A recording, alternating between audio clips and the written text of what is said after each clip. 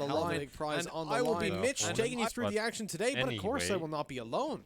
I'm joined as ever by the beautiful Vegas Dean Roger Brown. back in the lead. Let's and get this Copenhagen show on the road. Flames on an eco. So kicking it off with Vertigo, the map choice of Crazy, of course. The way the veto has gone down as well, it is very interesting. I feel like it's kind of the first two maps are strong for both teams, then it goes on towards Train, which of course was a map where we've seen both of these struggle earlier on. Crazy of course falling with Esports on it, and G2 did end up losing against Tricked on it just recently, so this could be a very interesting game indeed. Well, let's see, what is the plan for Crazy right now? Grouping up outside of this B bomb site, we do see a pretty strong setup overall from G2 because they have Jax on mid, he's in a position to be able to rotate in quickly.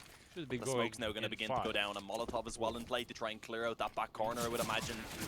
Let's see what Lucky's going to be able to get done from this position. It's not going to be easy indeed. The Molotov pushes him forward, still finds the open and headshot on towards Letney, follows it up on towards the second as well, somehow eventually gets traded back, but it's a 4 versus 2 rather right now, favoring G2 Esports. Back of this half. So well played by Lucky to avoid the flashbang being taken down as he waited for the vision to come back. Now into a 2v3 though, as Jax falls. A flash goes over to allow the peek from Crazy to come through. They bait out the shots, bait out with the shots, but Nex is only able for one as his teammate falls. Amina comes up behind and takes the final frag. A defuse to go through. G2 Esports claim round number 1.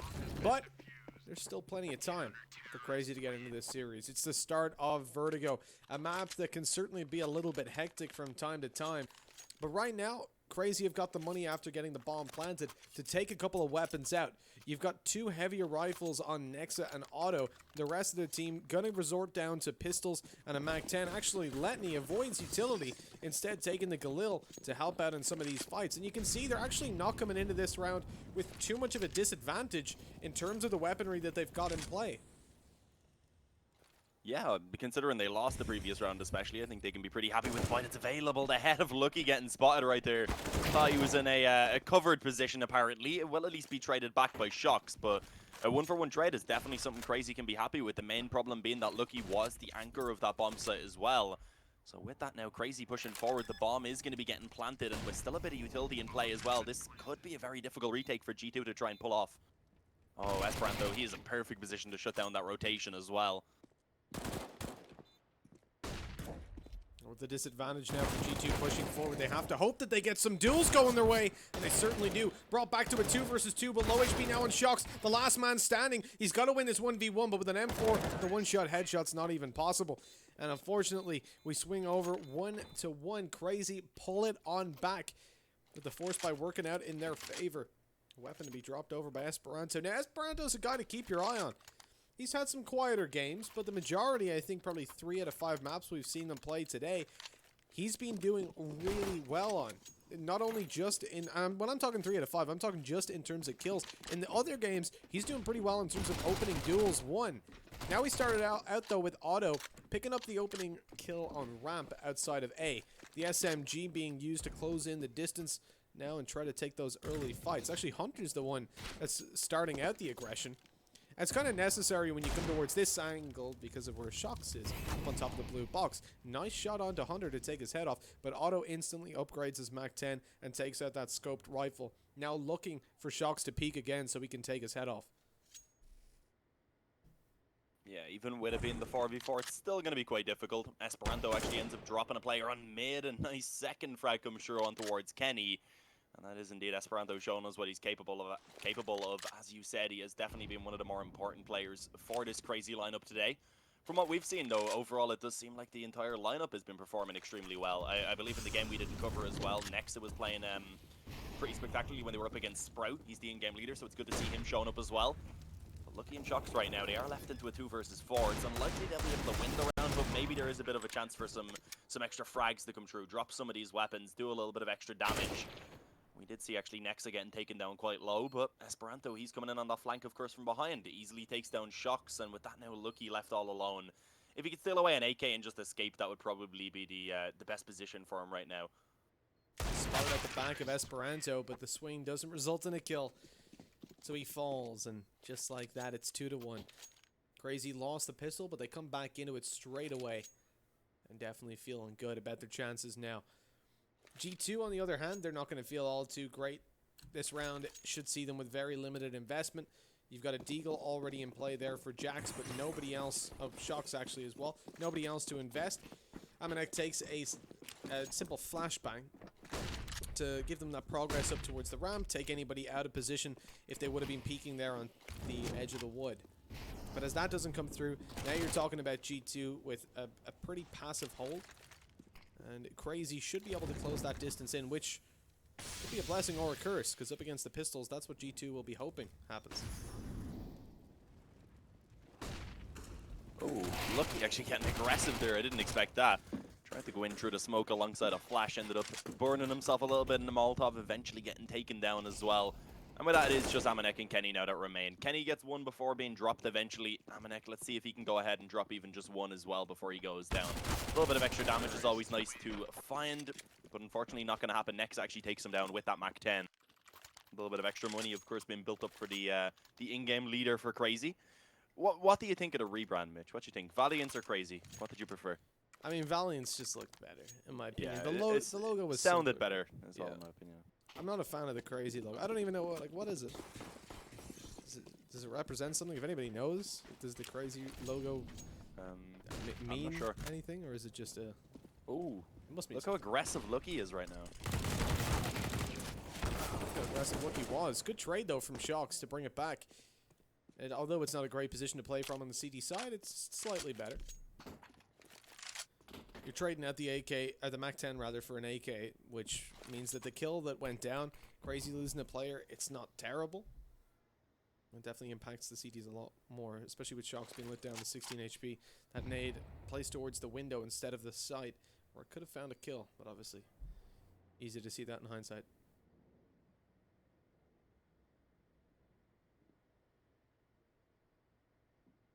Yeah. Still a minute remaining here, so CR4ZY not really in too much of a rush about where they're going to be taking it. It does definitely seem like the A-bomb site is going to be where they favor towards, and I mean, that kind of just tends to be the case in general here on Vertigo. You can get those smokes down, it gives you a good chance for the bomb plan. Not as easy as it was before they opened up that wooden area, of course, but still the easier of the two bomb sites, I would say, to take, especially late into the round.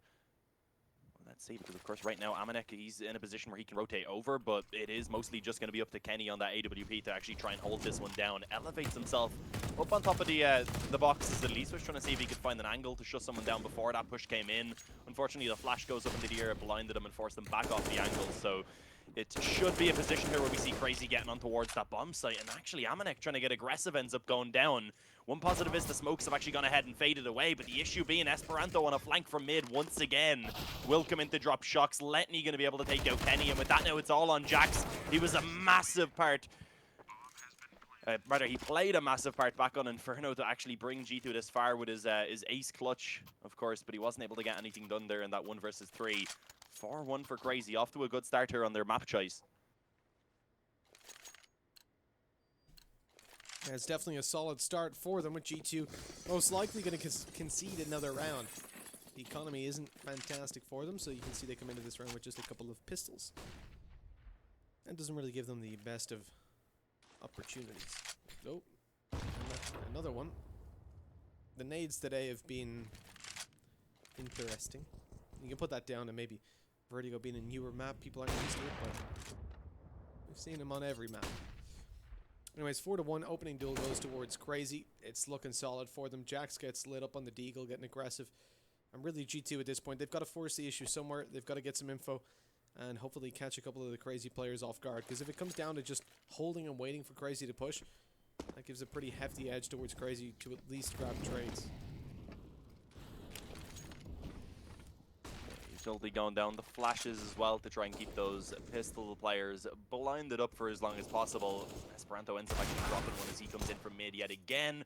Hunter and Letney cleaning up. It's only Kenny that is actually left standing. Gets himself an AK though, so that's a decent enough recovery. The issue is they're going to try and hunt this one down, already boosting the player up. Well, they expect Kenny to be still up so close though is the question. He could get caught off guard, but instead it's Kenny. Did not expect actually for Nexa to have been boosted up, and at least not for him to have, I guess, waited so long as well. There we have a 5-1, not too bad. Only one frag, of course, coming through from G2. CR4ZY able to keep 4 players alive. It allows them to keep building up that economy, which already they have built up to a pretty solid point indeed. You see Otto sitting just above 10,000 going into this round now. And the rest of the players also in a pretty good position where they won't be worrying about buying, at least not for a couple of rounds. Kenny goes down early on. One of the huge players for G2. Jax isn't able to make it out of mid alive as he gets traded down. G2 a man behind and attempting to make it work. It's going to see Shocks over towards the site. Boosted up Lucky, who's standing as tall as possible. But above the smoke, he can't see anything. CR4ZY have begun a rotation towards the A bomb site. And currently, you're seeing G2 completely locked out of it, with Amanek being the closest player. And watching him, you can see he's nowhere nearby. Even the rotation will be difficult to manage because you've got Esperanto up close, waiting for that to come through so we can get a flank. He's heard someone drop out of window. Timing's a little bit off for Esperanto, but if anything, this just sells the information towards the CTs that, oh, this area is cleared, don't worry about it. Now Esperanto can come up on a huge flank. All they have to do on the site is wait. He's very hesitant to go for it, though. Perhaps suspects another player to be rotating around. Finds one, but the trigger discipline wasn't there, so he's spotted out by Amanek. And it goes into a 1v3. I think he suspected, though, again, that one player was still towards CT or the A site, as he hadn't actually heard Amanek shift all the way up. Ooh, good position, though. We may have a bit of an opportunity to try and catch these players crossing, but apparently Hunter's a little bit too smart for him. Aims in, of course, with that Krieg, able to spot the tip of the head and go ahead and take down Amanek and take a 6-1 lead off the back of that now for CR4ZY. This has been a very quick start indeed. CR4ZY have just been kind of flying through today's qualifier, seems. Just in general, they play very, very aggressively, so it feels like it's always very quick rounds. We do see just pistols here being upgraded again for G2. Chance for, as I said before, at least some damage to be done, but at this point, damage may not be enough. Quite a few players at this point sitting above $10,000 for CR4ZY. You know, so far the opening duels have only gone to G2 one time. It's Otto that's won out the majority, but next it comes through with one of his own. The shot by Otto not going to connect, but the pistol comes out to finish off Shocks. And a Molotov nade combo, that's going to deal some serious damage. Amanek down to 35. Molotov cuts off an angle for him to rotate on, but it's so just in case someone was up close right. Because ideally they wanted him to push out into the open so they could take him down. Shot by Hunter. He closes in on A, gets that information that, excuse me, that the rest of the site is clear, smokes it off, and in come the rotations.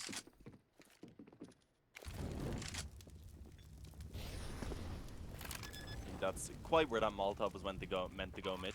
It was probably aiming for the back of the bomb site there around the position where Amanek is. Either way, the bomb goes down. Amanek and Jax at this point just looking to see if they can maybe manage to actually snatch away a couple of these rifles for themselves. Either way, they will buy in the next round, of course, G2, but it would be just a nice little consolation prize, I suppose. Let's see. Right now, CR4ZY, I mean, I didn't expect them to be able to get off to such a good starter on Vertigo. I mean, it isn't really a map that we've seen G2 play, to be fair. I think they've only played it twice. If I recall correctly, one of those times was against Valiance a couple of months back at DreamHack Open Tours, and they did end up losing it. But I believe they've played it once since then and actually did have a pretty good performance. I'm just about to check what team that was actually up against because my memory is pretty terrible, apparently. So yeah, that was actually quite recently at the ESL Pro League finals, of course. They actually took down Heroic 16-3. So it's definitely a map they are capable on, but it seems like CR4ZY/Valiance, as they were when they previously beat them on this map, do seem to kind of have them figured out, I guess is one way to put it. One other thing to look at, though, is that this map tends to output a lot of T-sided results, and looking towards CR4ZY in general, obviously a team that has no shortage of individual skill, you expect to see that same level of prowess coming through on the T side. The thing for G2, though, and the kind of concerning part is that on this map, a double op setup is super rare to come by, and that's where we've seen G2 have a lot of success today. In general, Kenny S, obviously being the player that has done the most on almost every single map for G2 in this qualifier, isn't going to have as easy a time opping on this map. Never mind on the T side, where it's a lot of the time even neglected. But on the CT as well, it provides a much more one-dimensional playstyle a lot of the time, at least in the majority of players that we see taking it nowadays. And the thing is, I feel like G2 are suited to pretty much any other map where it's going to be more viable for Shocks to have that secondary op in play, and for Kenny to have a little bit more freedom to take things where he wants to. Like, he's pretty much completely cut off from any opping on B a lot of the time. and then middle is kind of infrequently properly hit. So it's usually the A site that you see an Opper playing around, and Kenny's finding an opening already here. He was conscious of the players about to jump up over towards the construction behind him, or behind Hunter there. And so a one-man advantage to play with for G2, and that's the second opening duel they've found in their favor. Surely they check Amanek in this position. But it's such a bad position to hold because it's always checked, but people don't check it that much. He only finds one. Again, the trigger discipline not quite there, but you're so conscious of a player walking up and checking it that you need to just take whatever you can get a lot of the time. Yeah, I mean, it seems like it may still work out. Being able to even go 1-for-1 wasn't the worst scenario. Lightning pushing forward, though. Lucky, of course, holding this angle. He may be walking directly into the crosshair. I was a little bit worried for Lucky there as he kept kind of backing off and moving around. But he will be able to find the frag either way in the end. There it is. G2 picking themselves up a second round finally. As you said, Vertigo, of course, is quite a T-sided map, but you still want to see G2 being able to bring it up to at least like 5 rounds or so, I think, for them to be in a position where they can be pretty happy. So there's still a good bit of room for them to work with, but as we said before, the economy of Crazy had gotten to a position now where they're probably not really going to have to worry about the economy anytime soon. By the time they actually do begin to run low on money, the loss bonus will have built up, so it's going to have to be a great showing here from G2 if they want to continue to build up some rounds on this CT side.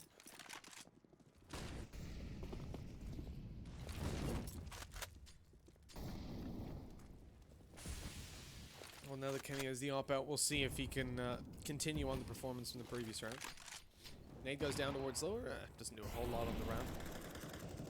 So you're okay there. Crazy spread out. One player towards A, but primarily focused on getting a pick on B. Esperanto's watching mid push as well. This is the guy that was super convincing on opening duels. Shox actually wins out one towards A, leaving a man advantage in play. I don't know if they spotted Letney get up this close, though. Yeah, may have the opportunity to go ahead and catch someone off guard.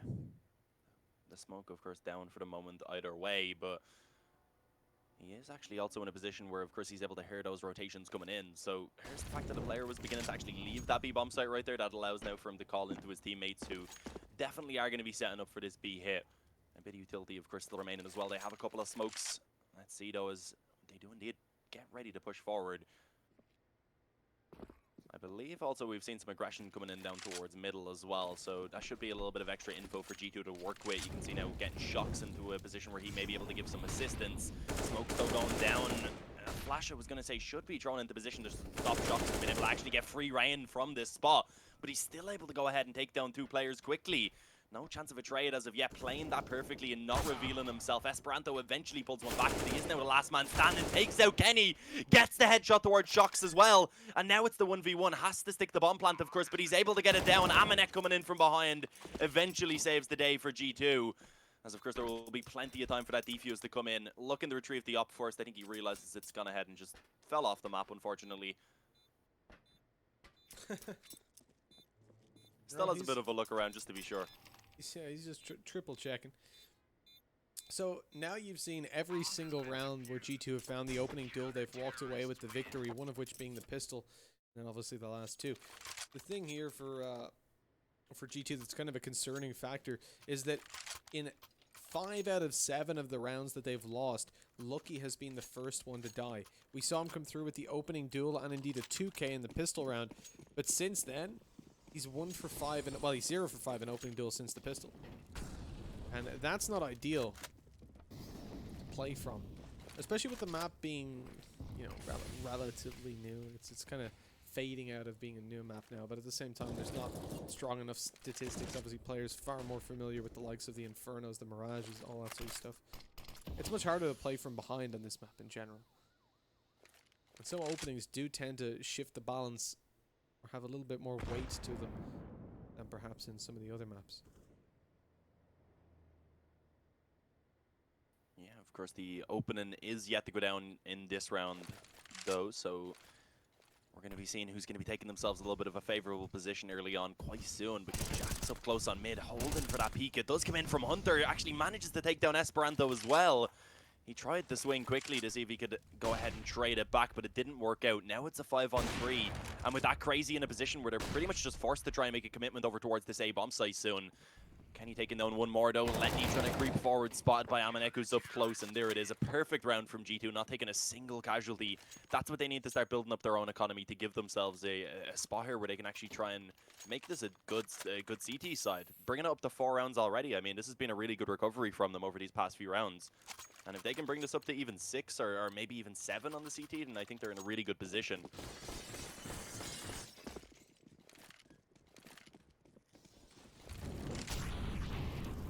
G2 building up the rounds for now. We'll see if they can get themselves into that good spot, though. It's crazy. You're certainly looking to stop the progress where it currently sits. That needs a little bit deep. Onto returning one, though. That could be on. Nope. Never mind. For G2 at the moment, it's a bit of an info game. The first little bit of Vertigo, first minute or so, is all about just playing it slow, and then you got to take some peeks. You got to force the issue. Kenny, it's such an important part of the map towards the ramp, and his flicks have been so good today. Down goes Otto, and a man advantage develops for the CT side. Now they don't need to control that area of the map. They're happy to give it up for that one kill. Yeah, and you can see Crazy now, they're forced a little bit more to try and actually pressure on towards one of these bomb sites rather than just sitting back and waiting for an opportunity to be given over towards them. Because of course G2, they don't have to really take those peaks anymore. 5-on-4 in play. Crazy, they have 40 seconds left to go ahead and connect on towards one of these bomb sites, and it definitely does seem like A is going to be their target. The smoke's already being thrown down. Flash is getting ready to go in as well, I believe, but the issue is G2 have already rotated over. They've got 3 players to try and actually hold this one down. Shock's instantly getting dropped though. Amanek, I believe, covered by the smoke at the moment up on top of that boosted position, but eventually being spotted by Letney, who takes him down. A second maybe to be found on towards Lucky as he spots him in the back of the bomb site. Will he eventually be given that one is the question. Next, though, takes Jax elsewhere. Hunter drops Kenny, and now it doesn't matter because Lucky's the last man in that position. They know where he is. The bomb's gone down, and a very difficult 4 versus 1 that is not going to be allowed to happen. No kills at all for Lucky from that point forward. There it is, 8-4. Crazy go ahead and take themselves another round. They put themselves into a position where they are again double the scoreline of their opponents. G2 can at least get a pretty decent buy-in. That's the only positive I can find right now. If they don't win this one though, that's when they're in a little bit of trouble, and there'll be a chance then for Crazy to maybe even take that 11-4 half.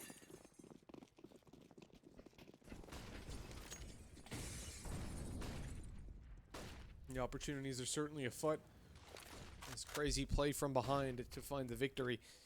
It's now 8-4. See, the thing is, for Crazy at the moment, they're not too worried about losing a round here or there. Their economy is fairly healthy.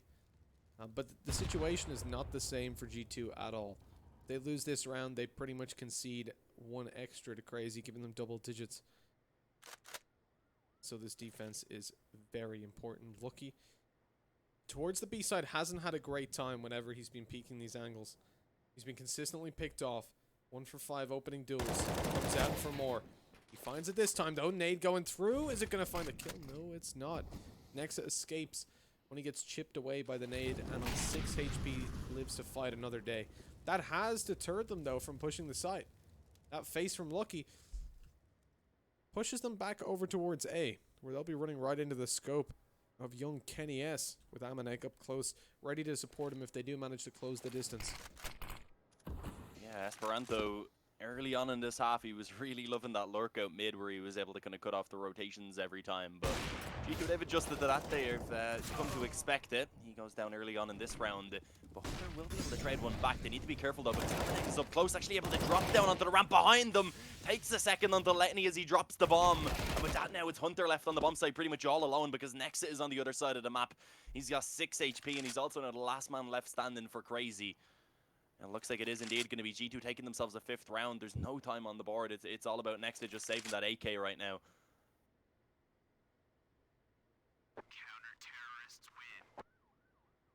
There we go. We'll actually be able to carry it over. Of course, G2 not really able to go for any sort of hunt. 5-8. G2 been able to pull one back there yet again. The buy is available. We will see. Next, they've been able to drop over. He actually gives an up over to Letney, I believe. That's an interesting one. Yeah, just to the wrong person. Eventually drop back to Otto. The AK is all coming out. The Krieg onto Hunter. It's again a very strong buy here from Crazy. But G2, they have the opportunity. As I said, if they can take this one now, then there actually will be a bit of a weaker buy in the final round and a half over on that T side. And there we go. Jack's taken 2, all ready to kick it off. A nice opening to work with for G2. Those 6 rounds on the board would really help them out. And obviously the fact that Crazy's economy isn't great would help even further. But just having the 6, considering the start that Crazy had, it's a position I didn't expect to see them in. Double op setup is something that, like we said, it's not something that's too frequent on the CT side, but obviously working for now. We'll see when it's fully tested though. Kenny manages to open one up, flashbang over. He's going to re-aggress. Gets his way through the smoke. Amanek drops down once more. Kenny comes up to help. And no, the flick is missed. Tries to 180 him. It's not quite happening. That could have been a little bit too much of a risk as Jax goes down. It's all on to Lucky. 1v1. Hunter's got lots of health to work with as well. And the ability to take it wherever he wants. So quickly rushing towards the B site. Lucky's on his way over. Shift walking with his knife out so he doesn't give any information away. I think Hunter's just going to straight commit to planting the bomb. This allows Lucky to close the distance in. He might not be expected on this angle. Hunter's in a little bit of danger. And Lucky saves the day. What was an almost guaranteed win by the looks of things at the start turns into a very scary scenario that Hunter almost pulls off. Yeah, bringing it right down to the wire. As you said though, Lucky was just able to get himself up into that off angle, and at that point there wasn't really much that Hunter could do. Trying to actually get off that bomb site then, pretty much impossible. There we go, 6 on the board for G2 of course. Crazy will be able to get another buy-in thanks to that bomb going down alongside the loss bonus. The Krieg's coming out again. The AKs. And let's see, G2, are they able to go ahead and get themselves this final round? I think either way though, they can be pretty happy with how the CT side has gone. Especially considering they started off being down 7-1 or 6-1 maybe. I'm blanking a little bit, but I know it was somewhere along those lines. So it has been a pretty good recovery that they can be happy with, but of course they do want a little bit more. They still want to make sure they win this game. As Nexa right now creeping forward over towards those steps on B, looking to see if he can catch anyone off guard and open things up, and indeed he may be able to do so. Spots that boost coming in. Kenny dropped low. Now they know there's 2 players pinned in this back corner. This is going to be dangerous. Kenny jumps through the smoke and gets 2. Eventually goes down, but he's given his teammates a little bit of a fighting chance. Shox up behind them as well. Oh my god. A round for Kenny and Shox. Something that we're not too surprised to see. They've both been insane throughout today. And with a collateral for Kenny and a 2-man flank for Shox, Hunter's left alone. He's in a 1v2. He found a 3K before, and he can do this. But his position's expected. Shox is ready for it. He makes a step prematurely, and Shox takes the head off. 8-7. G2 with a phenomenal CT side and a great comeback. It was 7-1 at one stage. Just checked it there. Crazy not able to scrape anything else together ever since G2 got that momentum rolling. Yeah, you have to be worried now for Crazy. Heading onto their CT side, you have to wonder how strong it is going to be for them. As we've said before, it is quite a T-sided map. We were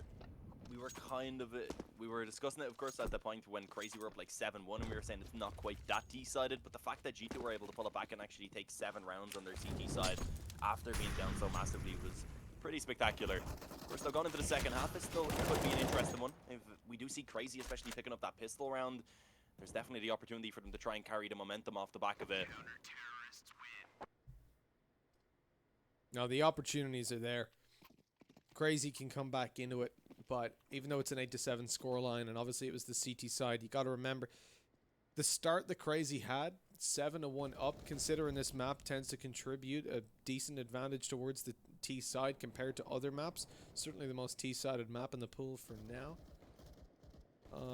It's pretty nuts that G2 managed to do that, especially if you consider like that previous round they're at a pretty big disadvantage. Jumping through the smoke, Shox on the flank, not spotted out. Hunter, he was flanking them, but his teammates. Come and fly away with me. Come and fly away with me. Come and fly away with me.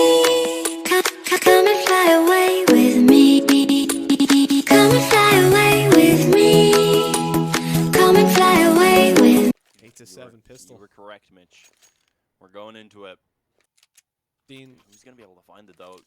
I'm going to That's throw the you. question. Okay. You're throwing me? Sorry, I'm going to Why throw are you under throwing the me? bus. I'm pretty sure I'm too big for you. Yeah, Couldn't throw you're me. too tall for me to throw as a perfectly average sized human being. Who you predicting here, Dean? I want to know your opinion on who's going to take it over the line. Ooh, I don't know. I feel like CR4ZY actually can take it here on Vertigo. Oh. I think they're going to take it on Vertigo, but I feel like overall in the series, I'm going to give it to G2. I just believe in the experience. Alrighty. I'm feeling G2 all the way on Vertigo. I like the little bit of a fake they made there. Lots of presence towards the B stairs. They're stepping around. Only thing is CR4ZY, it's such a passive hold. They didn't hear it. They did decide to stack B early on, though, so it works in their advantage either way. Yeah, all 5 players now just grouping up as they look to take it towards A. And I believe it is only a single player there to actually try and defend. As you said, being Letney has that defuse kit and a smoke, so he's probably not really going to look to actually try and contest the bomb site either too much. It's likely just going to be that retake setup that we see coming in from CR4ZY.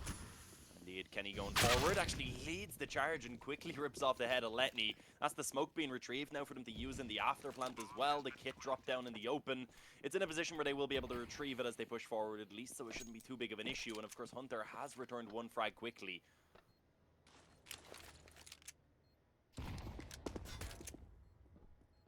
They're 1 kill on the board, but they're very time limited, and they've got to make a push in quite quickly. I don't think there's a kid in play either. Oh, it doesn't matter. There is actually drop down there on Letney, but it doesn't really matter because all the kills go to G2. With Lucky and Jax finding a 2-piece each, G2 walk away with an 8-8 scoreline, equalizing it up now and about to overtake if CR4ZY decides to take the eco, which I presume they will. Nope. I presume incorrectly. They want to force buy up on the CT side. With this being a majority T-favored map, it's a risky decision. We'll see if it works out. They've got lots of utility to work with as well. It's a better force than it could have been.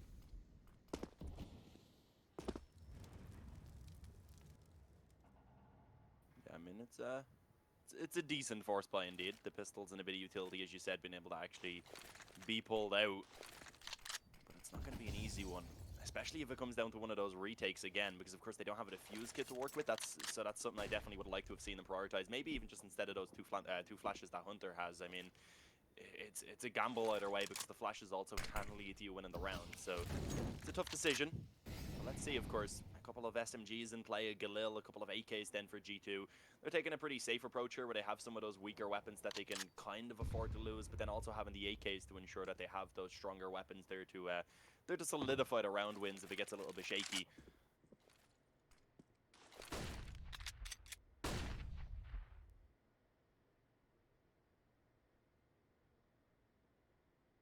Well, CR4ZY at the moment, obviously not taking any engagements early on, which is unusual for these kind of rounds. It's where you tend to see players force the issue, but they're playing this as if it's a one round. It might work out for them as G2 push forward. Hunter's managed to catch an angle, even despite being low, forces some team damage as Lucky lights his teammate up, and Esperanto's able to take him down. Letney follows through on more, and it's a man advantage to work with. Letney, unfortunately, picking up a MAC-10, follows it through with a 5-7, but he's not able to land the kill. Next is ready for a peek though, Deagle in hand, and Otto just slightly off there with the 5-7. In swings Nexa, 1 on the board in a second. The body shot's more than enough. And it's 8-9. CR4ZY pull it off on the force buy.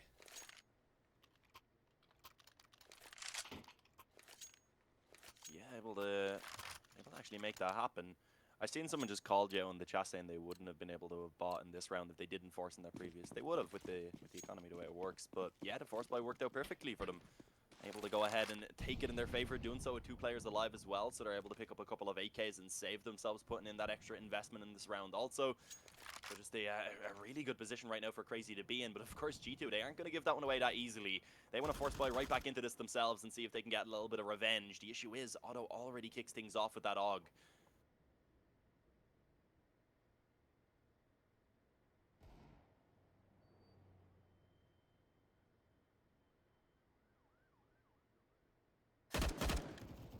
Nice tap on Lucky. Esperanto's taken down as a trade though. G2 trying to do a little bit of the same. Pistols in play for the majority. And I'm looking at G2 right now. They've got 2 smokes to play with, 2 flashbangs.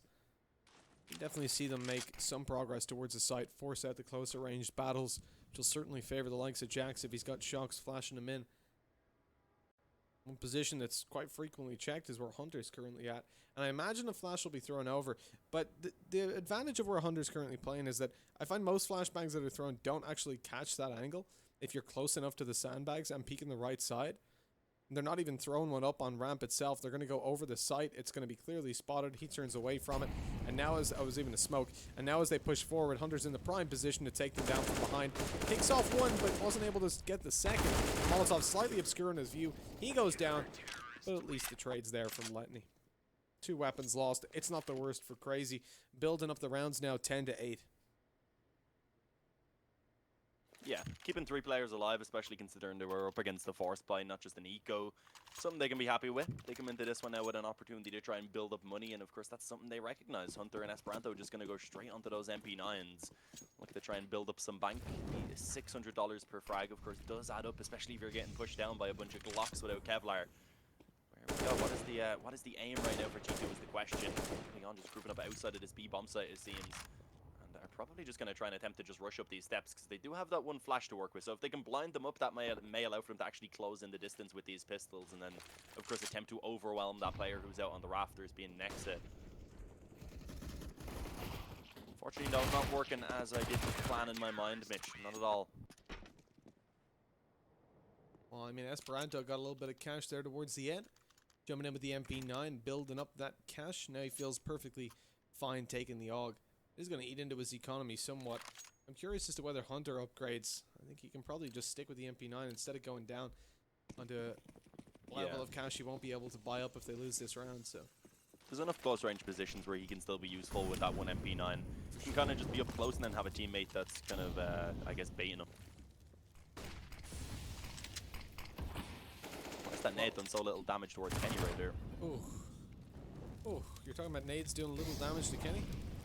Well, I mean, that second one was much better. Yeah, doing quite a bit more damage. Look at this, though. They're actually boosting up on top of the wall instead of taking the steps up, so they won't be spotted by any players who are holding that angle, as we've seen, of course, the AUG doing in the previous round.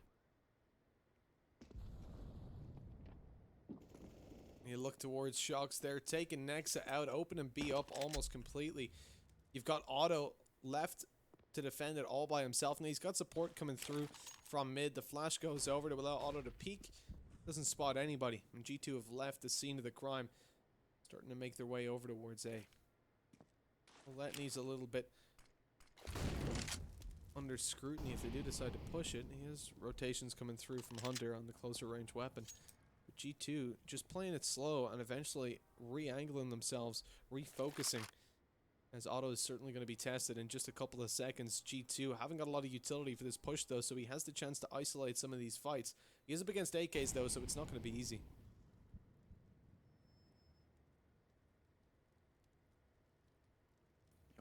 Yeah, but the utility though is coming in from his teammates to try and give that assistance, so it delays them slightly. The flash going in. Otto from that back corner able to spot Kenny crossing through the smoke and flicks over for the second on the Jax as well.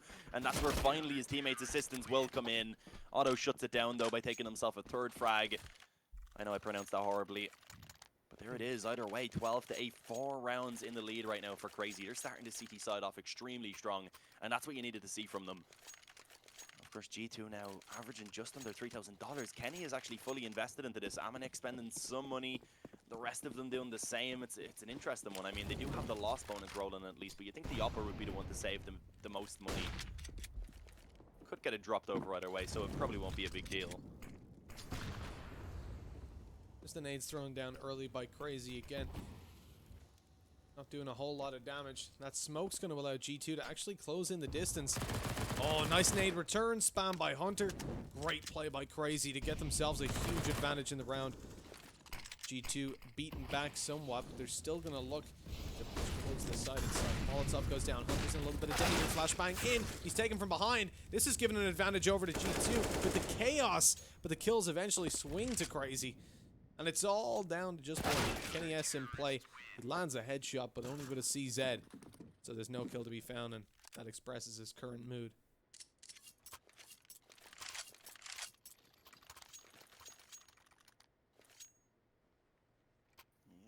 This could be one of the last gun rounds right here for G2 if they aren't able to make it work. So I think it goes without saying that this is where G2 need to pick it up a little bit on the T side. We're yet to really see them get anything done here, apart from, of course, when they did pick up that pistol round and then instantly fell to the force buy in the following. So with the guns as of yet, zero success to be found. Although good damage at least has been put in early on in this round. Not too sure where Otto took that damage. Must have been over towards B, taking a little bit of a peek down.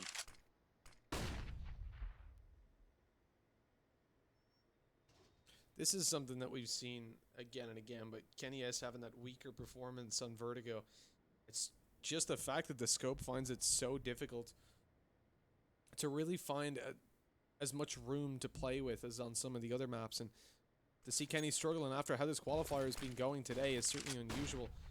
And let's hope the changes coming into the next map. I imagine it certainly will.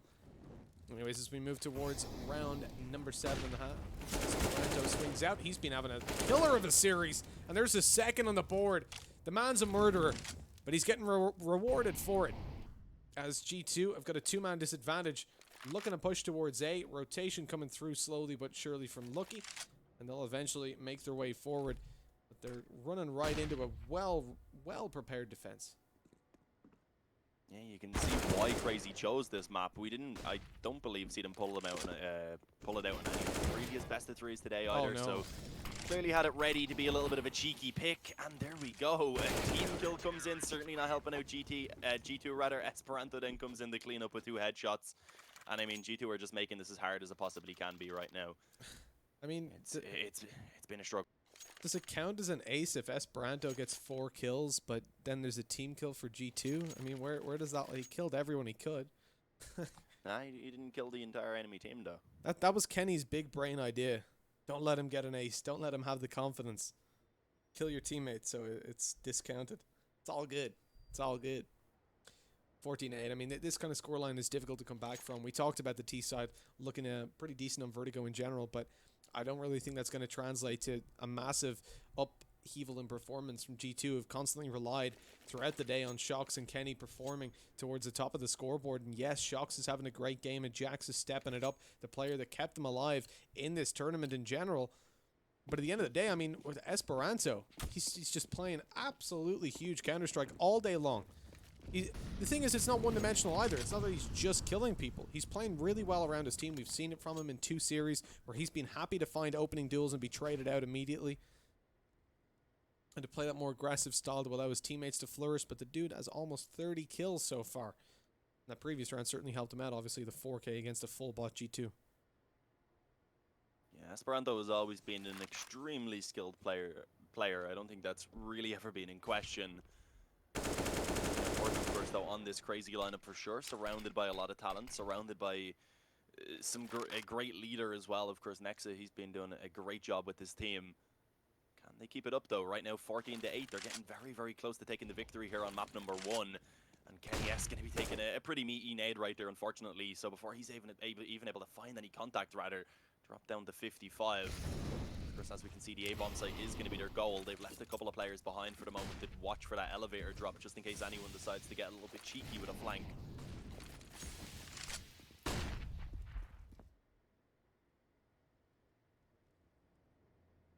Crazy, we're starting to shift their attention towards the B side as Otto picks up Lucky. Rotation through middle. It's a nice opening for them. As G2 now hitting the A side in force. Kenny closes in the distance this time, wins out the duel with the C's head, but only just about. 1 HP left on the board. Man disadvantage to work with, and the fact that Kenny is barely holding onto life is definitely a difficult spot to play from. Crazy on the retake, taking their time. They're in 2-man squads, should be able to get trades at a minimum. This makes things just so much more difficult for G2 to play around. There's still a bit of utility in play. The smoke goes down there, blocking off the vision from the players who are playing back in the scaffolding area, although of course can still be lined up. They need to be careful though. Shox does actually manage to deny the defuse for a couple of seconds, but traded back straight away. Hunter immediately hopping onto that bomb, gives them plenty of time, of course, for that defuse to come in. And that is indeed going to be another round now going onto the board for Crazy. They've gone ahead and taken themselves a map point here on Vertigo. It's going to have to be 7 rounds in a row now, Mitch, just for G2 to take this one into overtime. And it doesn't look too likely. I mean, at least they do have another decent buy coming in thanks to that bomb plant going down.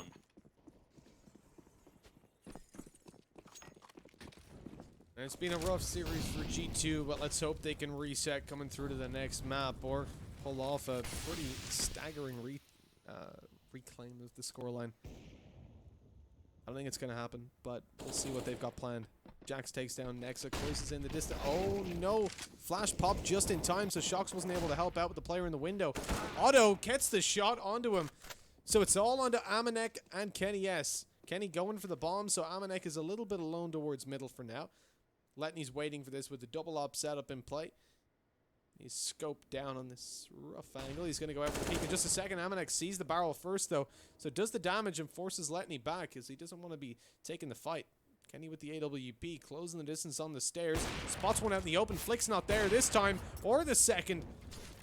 As he goes towards the bomb site itself. Oh, he's not hitting it today. Not right now. Anyways, Amanek's there to save the day, at least you would hope. But left in a 1v2.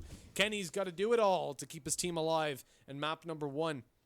If not, they're going to have to hope and pray for the reverse sweep. Just going in for the bomb plan. I think he's going to tap it and go out. He actually was a little bit too fast for the game there for a second. Eventually sticking the bomb on the back of that smoke. Otto's closing the distance around the side, though. Kenny's going to have to be so fast to find it, and it's just not there. Crazy win out the series, or the map rather, 16-8. So we're going to have to rely on G2 finding the next 2 in a row. Come and fly away with me. Come and fly away with me.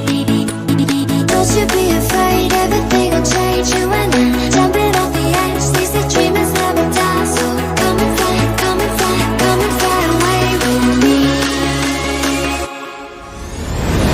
We're rising, we're falling, we're making moves.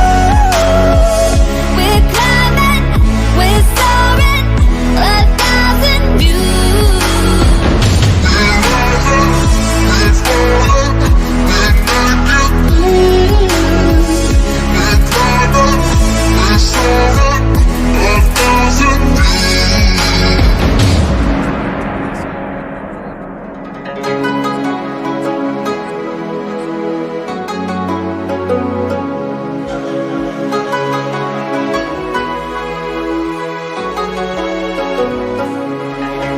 Somewhere by the emerald sea, where the moon and water meet.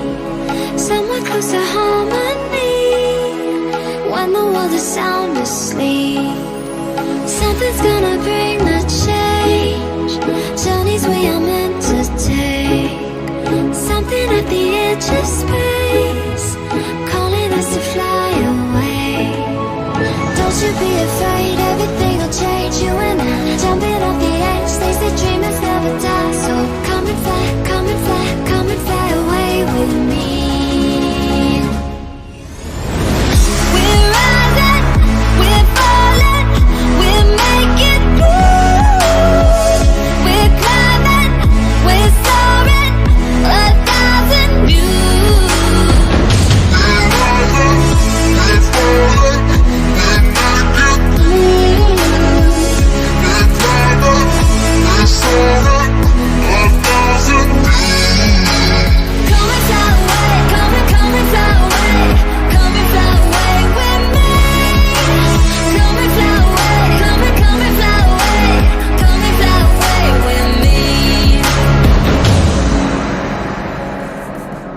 Something's gonna bring the change, journeys we are meant to take. Something at the edge of space, calling us to fly away.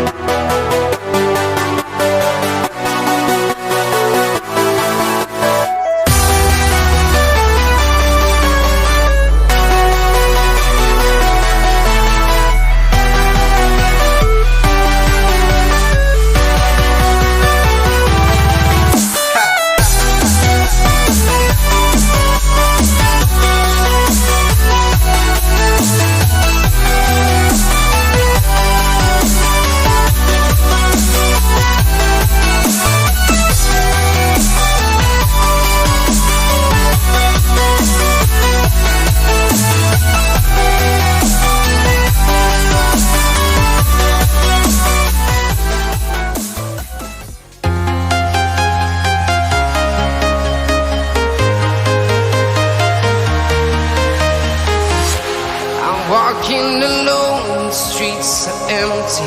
The only thing I can see is my own silhouette. I'm getting stronger, step by step. The clock is ticking, but there's no time for regrets. I've been flying from town to town, from London to Taiwan. I've been all around the globe, trying to protect your soul. We are heroes tonight. We will fly above the sky. We are heroes tonight. Yeah. We are heroes tonight.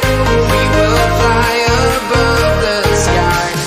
We are heroes tonight.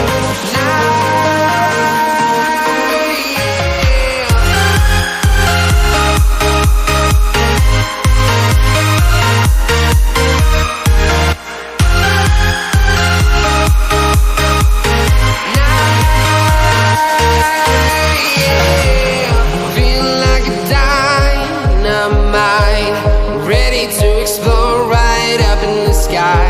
I need you to listen, I need you to hear, and don't show any fear. I've been flying from town to town, from London to Taiwan. I've been all around the globe, trying to protect your soul. We are heroes tonight. We will fly above the sky. We are heroes tonight. Yeah. We are heroes tonight. We will fly above the sky. We are heroes tonight.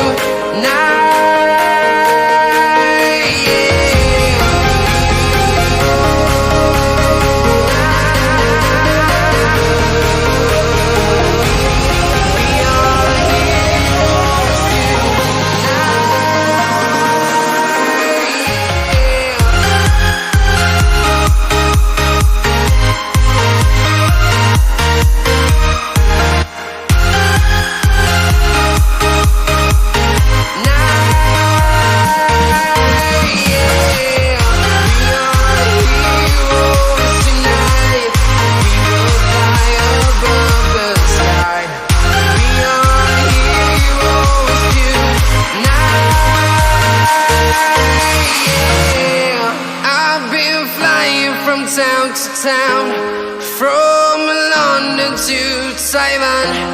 I've been all around the globe, trying to protect your soul.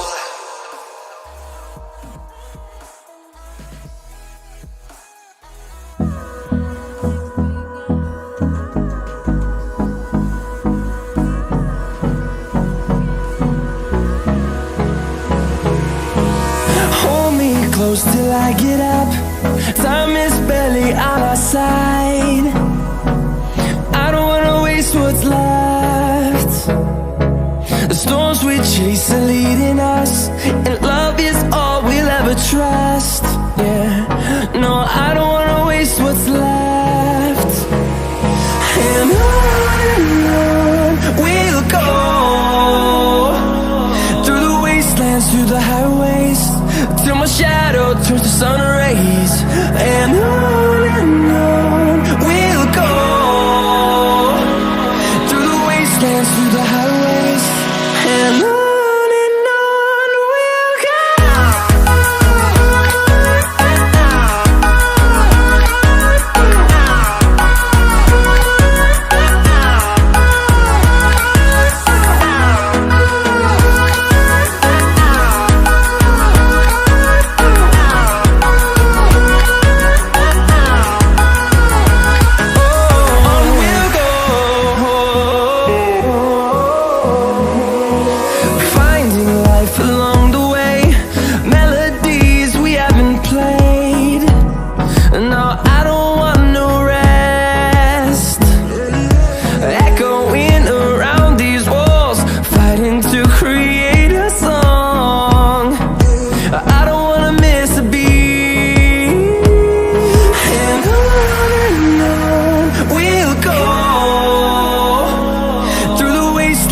the highways, till my shadow turns to sun rays. And on we'll go, through the wastelands, through the highways. And on we'll go.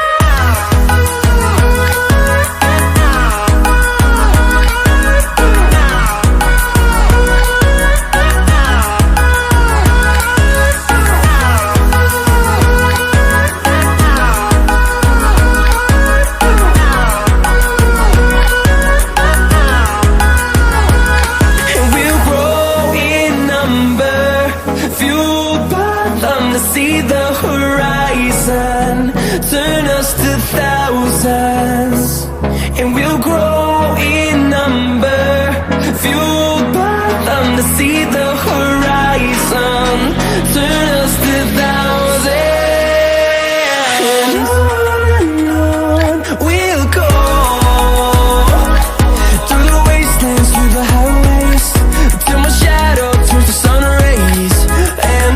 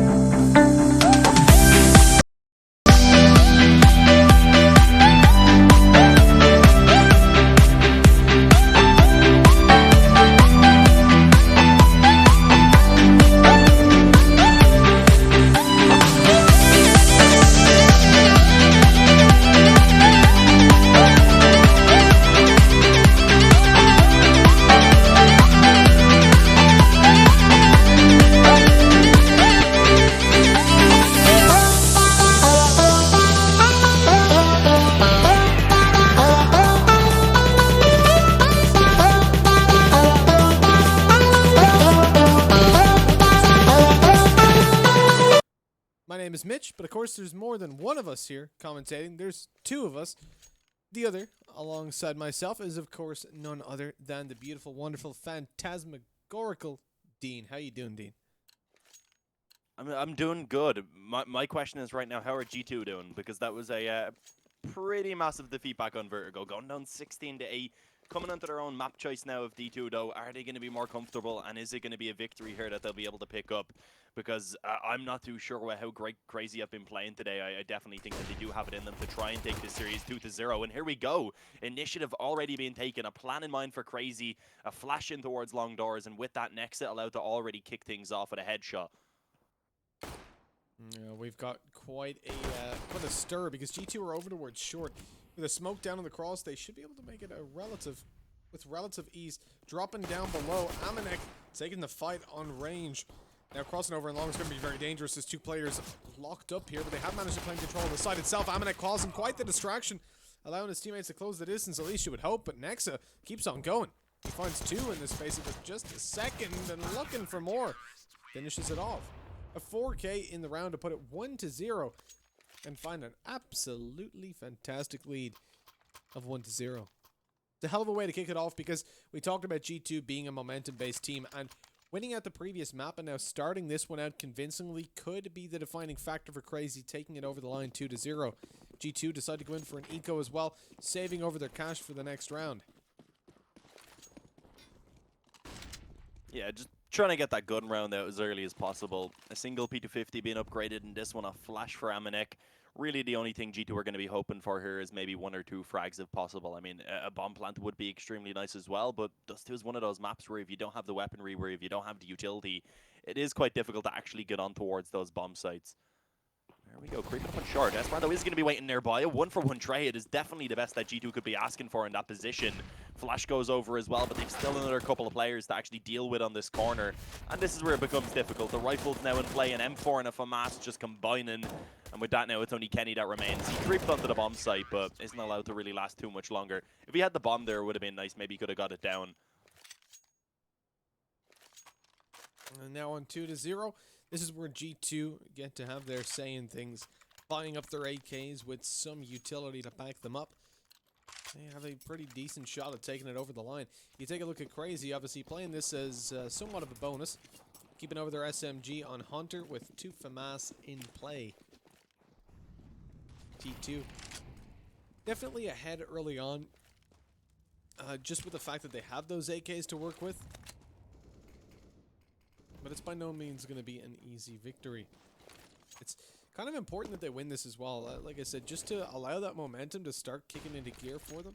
You don't want to allow Crazy to build up so much confidence and indeed economic value early on. Because if Crazy win this, then G2 won't be able to buy up in the next, and that should grant a relatively clean round for Crazy. Yeah, at the moment, you can see G2 angling towards A, but they have got a bit of presence being faked out on B. Although, by the way Crazy are playing this, they're happy to leave Letney there alone until he actually spots somebody coming through that smoke. A heavy A presence being made, and Hunter watching middle. This is going to be a difficult spot for G2, who will now push out long with 3 players into the 2 CTs holding down here. Yeah, Esperanto as well also has a flash prepared to be tossed out to help his teammates if it's needed. There we go, indeed it is going to go into place. But for now, still no frags actually to be found. There's a couple of players up close to this box that Otto is also up against on the other side of it. There's then also Nexa, of course, in the pit, ready to try and assist once that push actually comes in.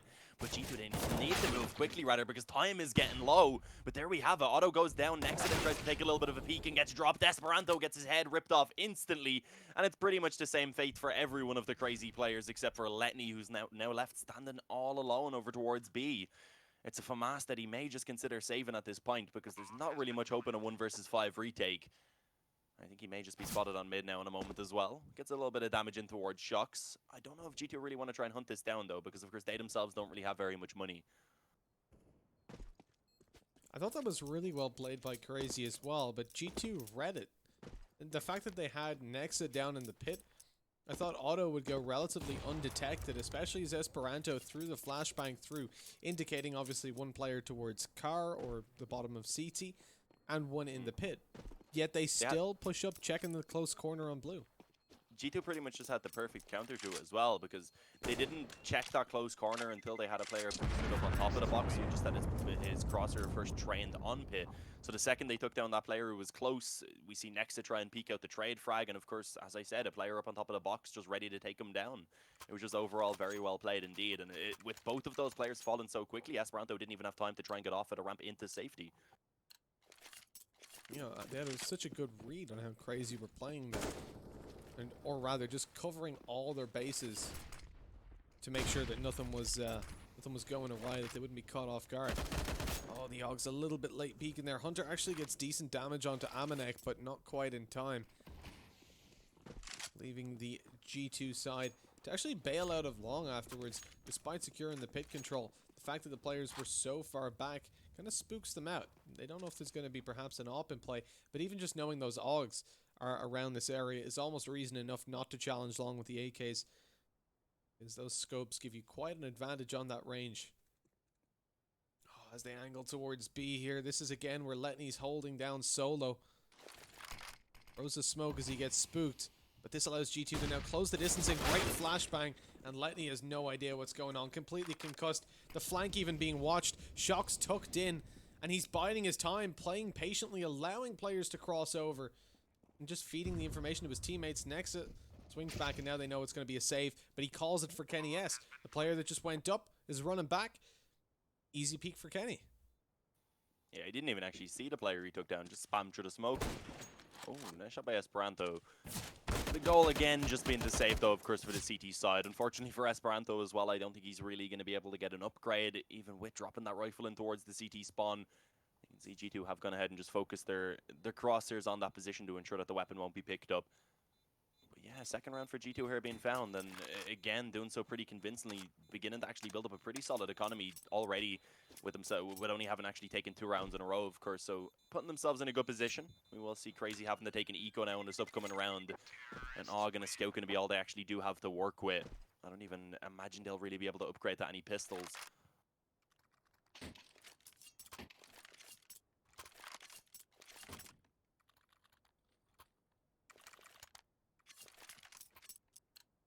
No, Crazy just got what they carried over to work with. Saving over the rest of their economy, minus the smoke that's been bought up for Esperanto. That's allowing the players to cross to B without too much information being given over. But again, G2 just so well played there. Isolating the player on B. It was almost just the unluckiest timing for Letney, as he was shoulder peeking and just straight peeking for info for so long. And eventually he decides, okay, I'm going to throw a smoke down just to stop them pushing through. But that prompts him to throw a flashbang. And it catches him completely off guard. It's Crazy now find themselves with that AUG to play with. The pistols are baiting out, playing for information on long. They don't spot anybody there, so Otto swings back up towards the A site, where I guess the right play really is just to hold down, or maybe what he'll go for, just hold down until they eventually either make a push towards A, in which case he can try to stop it, or if they go B, just save the rifle over. Looks like they might just bring it in towards B off the back of that frag from Kenny. Taking their time, though, to actually begin to push in, so it's given a little bit of an opportunity for Crazy to go ahead and rotate over. Letney allowed to pick up the Scout as well, but of course now G2 just creeping up behind this smoke. I don't think he's expecting it. Did actually spot Shocks coming out. Although he connects the shot, of course, on the Scout, it's not enough for the frag, so he will eventually fall. With that, the bomb going to be planted, and as you said, the B bomb site fallen means that Otto doesn't really have much of an opportunity to get anything done with the AUG, so it is likely to just be carried over into this following round, which will be a nice find. It'll allow for them to get that bit of extra utility, etc. So it is definitely going to be his main goal right now. But G2 going to go ahead and actually take themselves the lead here now. You would imagine a change is going to come through from Crazy now in terms of how they're holding B. A bit more of a passive mid hold with a second player up there. Oh, nice shots connected there. Hunter manages to take down another AK-47 on the roaming Jackson. That's uncontested. He's easily going to be able to carry that forward. That's a big win for the CTs. But just the fact that now you've seen G2 2 times making it over towards the B site after just finding the 1 kill, I think now we'll see a little bit more support play towards the mid round, if nothing spotted coming through middle.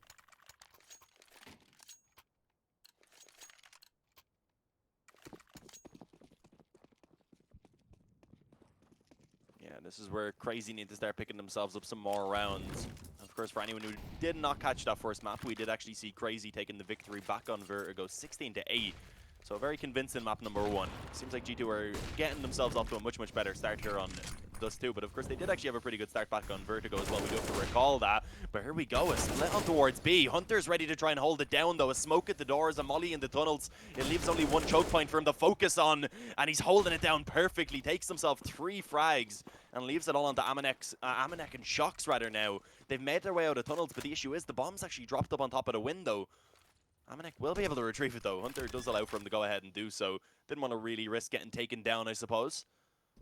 Bomb being tapped initially, trying to see if anyone was going to take a peek out with it, but eventually it will be stuck. So at least that bomb plant has been found. But let's see now, can they pull this in their favor? Shock's going to shut down that tunnel flank very quickly.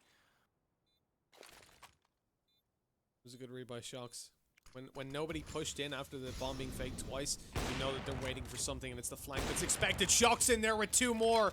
He's tearing them apart. He's got 4 kills. His teammate dies to a Molotov. He's just spotted Nexa coming through the window. He knows exactly where he is. Good for the ace, perhaps. Shocks in a little bit of danger, though. The M4 up close. Switch to a USP. He's playing Ringa Rosie. There's no time anymore, is there? No, even with a kid, he's not going to get it. Shocks wins out the round by just running circles. Not around his opponent, but around a box, avoiding his opponent. Cardio, man. What a play. I mean, so well read to go behind and check the flank as his teammate faked out the bomb. I really commend that decision. And then those 2 really quick shots hit to bring it up to a 4K. Shame he couldn't get the ace, but as the bomb took him down, again, it's another symbolic ace. Yeah, either way wins the round. I don't think at that point the ace really matters. That's more of a statistics thing.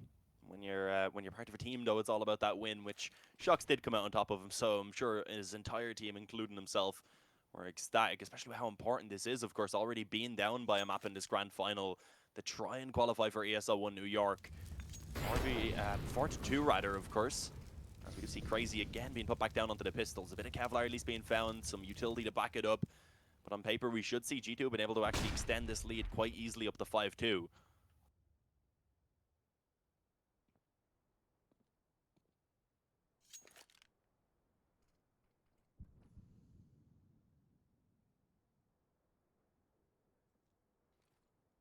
So Crazy at this point stacked up towards A. 2 players on site, 1 short, 1 CT. And in fact, already the rotation coming through from Letney, who doesn't feel like solo holding B on the 5-7. And certainly sympathize with him in that aspect. G2 knowing that their opponents are going to be on a weaker investment, it makes sense that they do want to angle things towards A long early on. But when they get to the bomb site itself, that's where the real difficulties come into play. Shocks towards top mid is in a little bit of danger if he peaks soon. Nexus holding the angle with a deagle for quite a while. Eventually the push towards the bomb site should force him back up short and allow Shocks to start the peak in middle. Esperanto is taken down after 1 kill on the board, and look, he keeps on going. Shocks finding it onto Nexus. They're open to plant safe. Hunter with a CZ hoping someone got aggressive, but no one's jumping up just yet. And as they eventually do, he's taken down. Yeah, I was gonna say eventually he was given the opportunity rather, but did get, of course, dropped quite swiftly. So there we have it, 5-2. G2 able to keep 4 players up in that round as well, continuing to just build up this economy for themselves, keep themselves in a very stable economic position. But Crazy back onto the buy now. They are going to be pulling out that double op setup between Otto and Letney. It's interesting because Esperanto used to like pulling out that op a lot as well, and I know he's a very capable player with it, but of course Letney going onto the secondary op. Let's see how that's going to work out. He's seeing if he can find something on mid, just spamming away. Not going to be getting anything through as of yet anyway.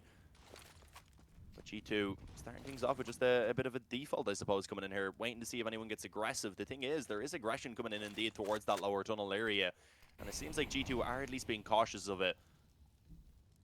Falling back now though, it won't really be too big of a deal rather, because Crazy have been willing to just give it up and go ahead and cut their losses. They didn't want to stick around too long. Not being able to find a frag, but also they don't want to be kind of trapped in that position once those smokes have begun to fade away. But here we go, the commitment coming straight in towards B. Letney on that secondary AWP is going to have to get a lot done. And he does actually manage to take down a couple of frags before eventually getting dropped. So it keeps it equal at least with the trades. bomb plant easily obtained. They're checking bottom mid for Shocks. That kill could prompt them to go for this.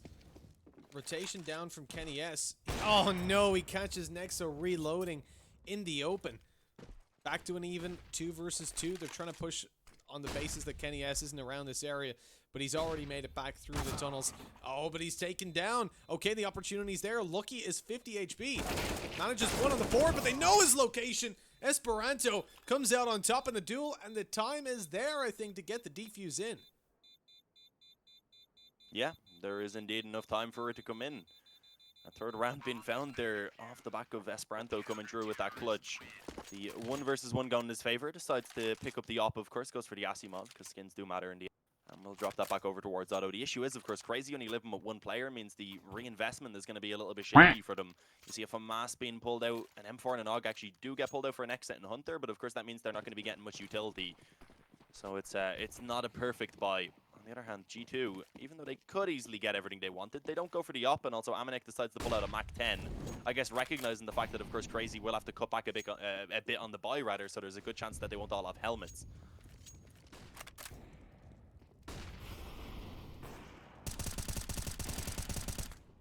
Now we're seeing G2 make a lot of progress towards being off blue somehow. Letney's able to pick up 2 and Hunter as well. Being assisted through the smoke quite heavily as Kenny tries to get the round back under control. Oh, he's in a little bit of danger with Esperanto coming in up above. Jumping on top of short. Good night, Kenny S. He couldn't spot out the second player as he's over towards the tunnels. Shock's just been spotted by Letney. Seems like it. They're ready for him to push through 3 players here. 1 up on the truck and everybody else ready to swing on out from door and window. Shocks tries to isolate the angles, but he wasn't aware of Hunter being up close on the truck, or on the car rather, and that's what cost him his life. 5-4 now.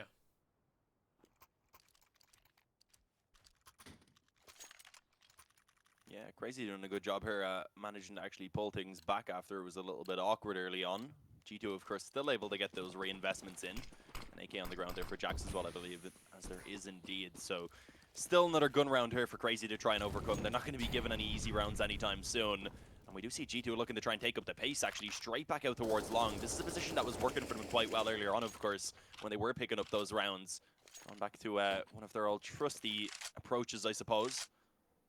And forcing Crazy back off. They will go ahead and shift it over towards that short control, of course. Don't really want to be giving up both, otherwise it becomes pretty much impossible to retake the bomb site. But look at this, G2 moving very quickly indeed, creeping all the way up long and just trying to swing onto the CT spawn. They do actually manage to drop 1 player in the form of Hunter, but of course it was Nexa up close to go ahead and spray down 2.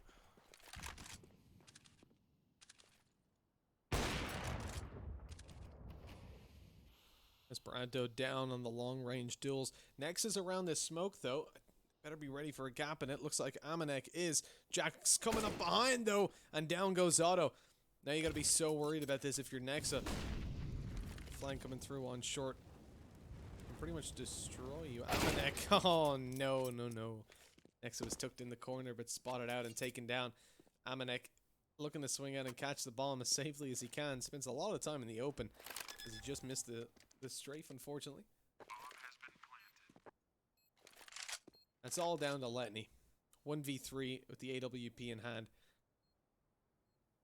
It's not going to be an easy one to win out, and really he just wants to save. But getting out of there is going to be difficult. And he doesn't know if he's being watched this whole time. It's kind of rough. Yeah, it looks like the op being saved over is really the only choice. It will allow for them to maybe scrape together a little bit of a buy. I don't think they're going to be getting really any sort of loss bonus. That is the main issue. So even with that op being saved over, I don't think they're really going to be able to pull out a full investment. Hunter and Esperanto would be able to, but as Letney goes down and the op isn't carried over, it doesn't really give them much of an option. Probably just going to have to be some upgraded pistols now coming into this round. Keep themselves in a position at least to be able to get some damage in and keep that economy modest for G2 rather. Excuse me. As we do see a pause coming in.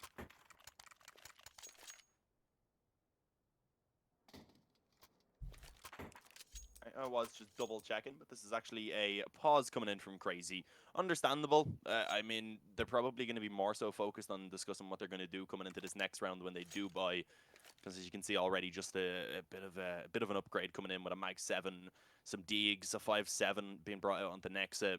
This round isn't really going to be too doable for them.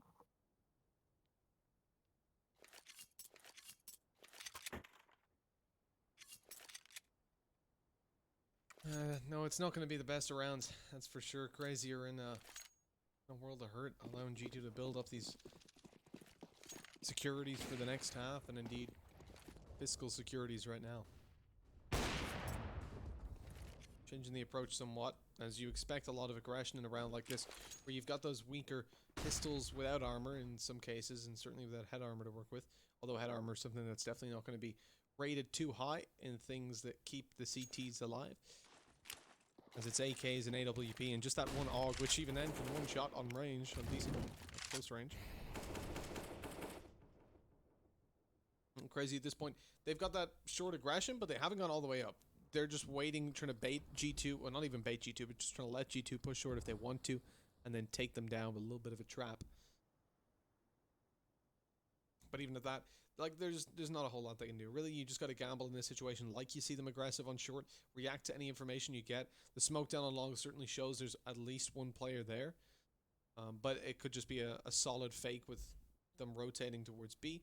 Hunter, I like that he's just spotting it out at the moment, playing that aggressive game. But Amanek has made it to the right side, which is a little bit dangerous. The battle is coming down towards A as Lucky takes Esperanto, but here's Nexa jumping up on the bomb side to take one. Swings out in the open, fighting. Oh, there's the headshot. That's a really nice win in the fight. As Jax goes down, it's a man advantage to play with. Letney getting a little bit over-aggressive. It's shut down, and even though it's pistols in play, you do want to see them just waiting for the T's to push. They had the bomb control as well. And it falls apart. They definitely could have gotten more damage done if they'd allowed them to push up a little closer.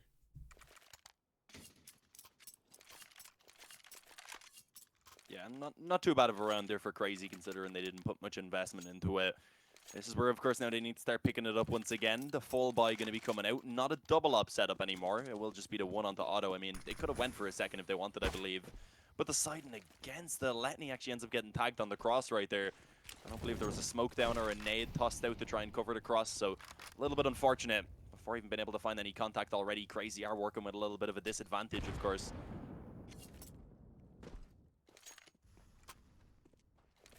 And as it has been so far, pretty standard for G2, just kind of going for a bit of a slow beginning, slowly working their way down through the tunnels and in towards the mid position, getting that short control and then making a decision about what they want to do.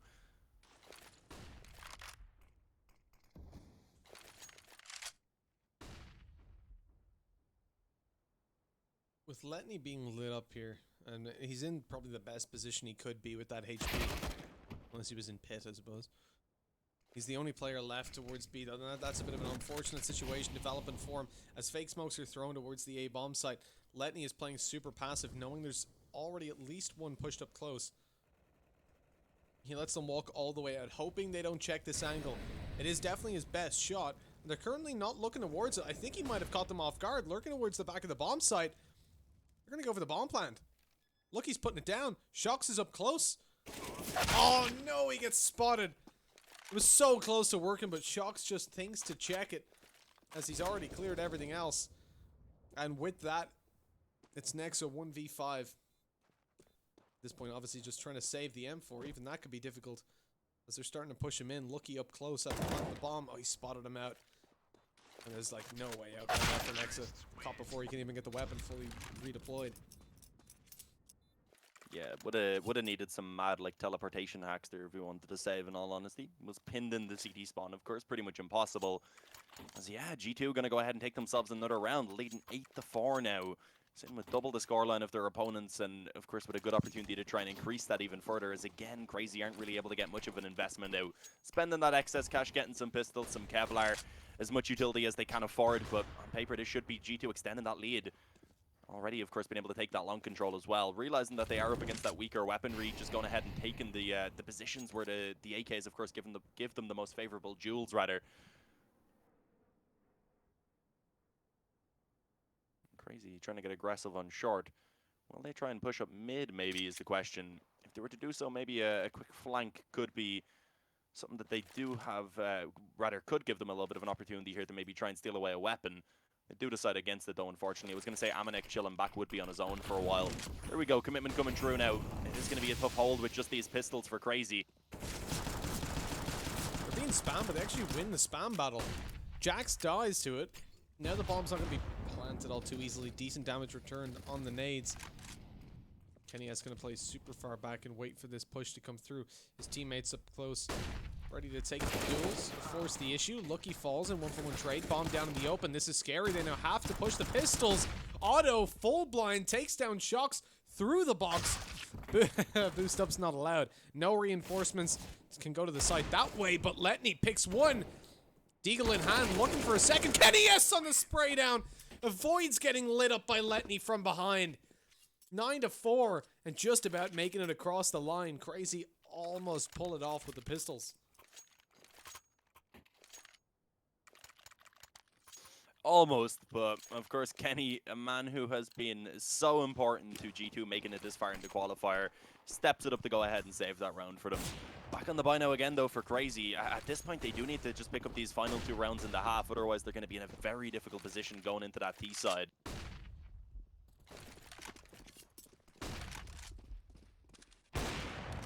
Nice shot by Kenny. AWP entry working well. Nexus picks up another. He's been having a great old game. The last couple of rounds especially. The cross over towards short's not going all too well here now for the terrorist side. Shocks gets lit up to 20, or lit down rather, to 28 HP. He's now vulnerable to the grenades that are left in play. Luckily Hunter is the one that has it, and he's on enter CT now. Nice trade by Shocks. Keeps them in an even battle. But Shocks is super low and re-aggressing here would cost him his life as Nexa was rotating up. Shot from behind. Now he's worried about both angles, but commits to the site.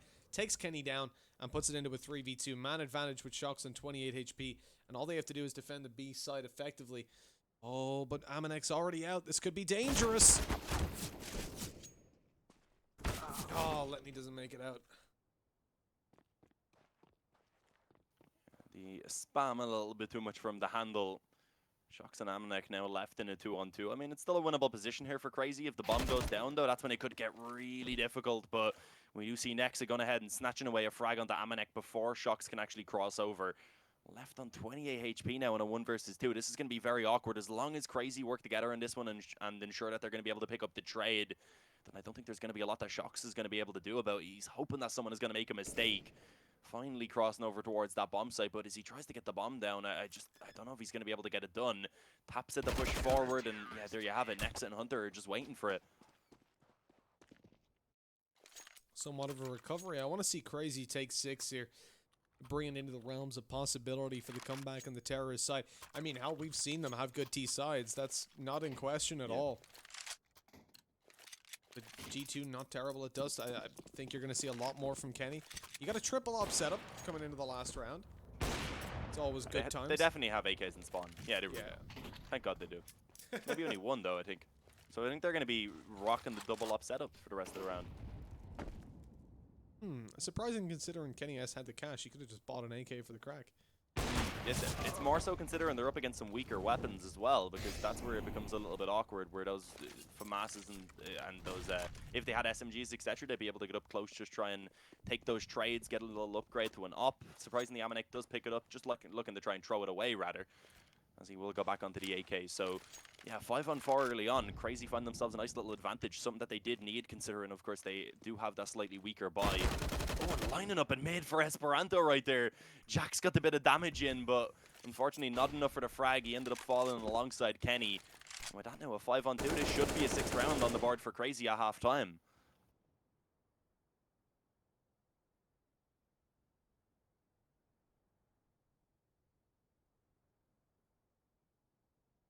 It's looking quite good for CR4ZY indeed.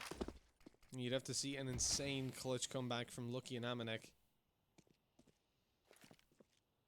They're both full HP, and the time on the clock is decent as they split in through middle. Amanek going to use a Molotov to cover himself on the cross with a flash. Oh, looking for the pick as well, actually. Timing doesn't work in his favor, but he still wins the duel. Unfortunately, Lucky's gone down, and this won't be a lucky round at all for G2, as they're pretty much locked out of any potential winning at Amanek. Oh, he's good with the op as he takes down Auto, but chances of winning the round with 12 seconds on the clock are non-existent. A good attempt, though.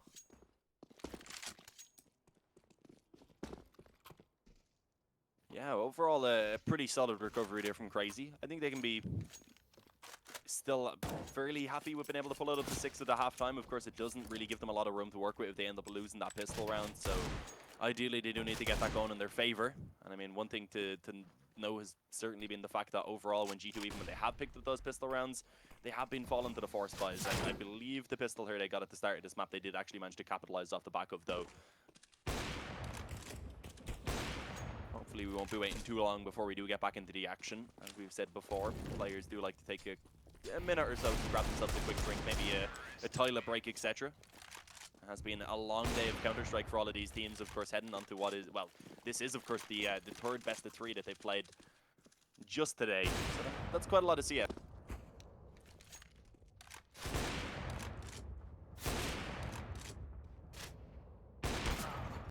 Looks like we're ready to jump into it, Dean. And with like 9-6 on the board, Pistol can definitely swing things in CR4ZY's favor a little bit more. They can clock this one with the utility they've bought up. They'll definitely be smiling over at CR4ZY camp. You got smoke, a Molotov, and 4 flashbangs to play with. That's certainly a lot of doors opened up by that, but with the molly in play, actually making their way down through lower B. The tunnel's clearing it out. Kenny's able to make his way back.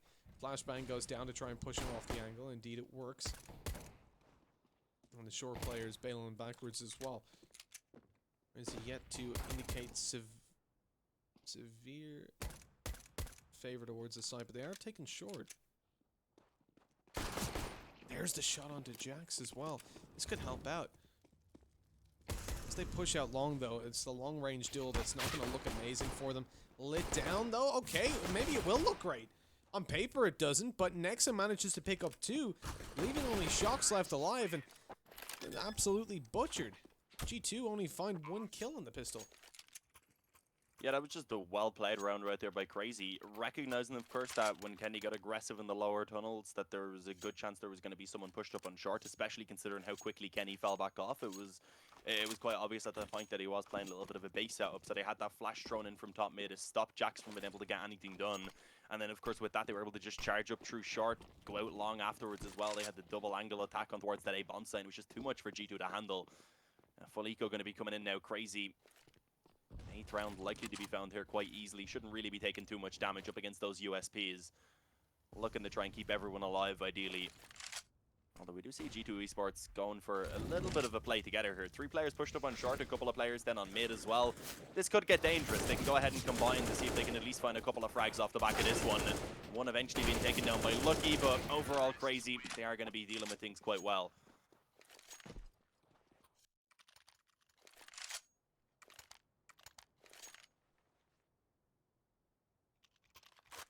On 9-8, they're certainly dealing with the start of this half very well.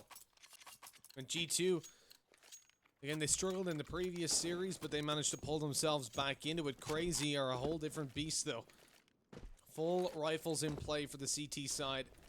And they need to make the stop here and stop, disallow CR4ZY, I should say, from building up that momentum that G2 so desperately need. It's not just about this map. G2 have to bring it to a second and then take it all the way home there. CR4ZY, on the other hand, just need this. We're so close to victory, but 9-8 still behind for now. And this full buy definitely does favor G2 a little bit more so.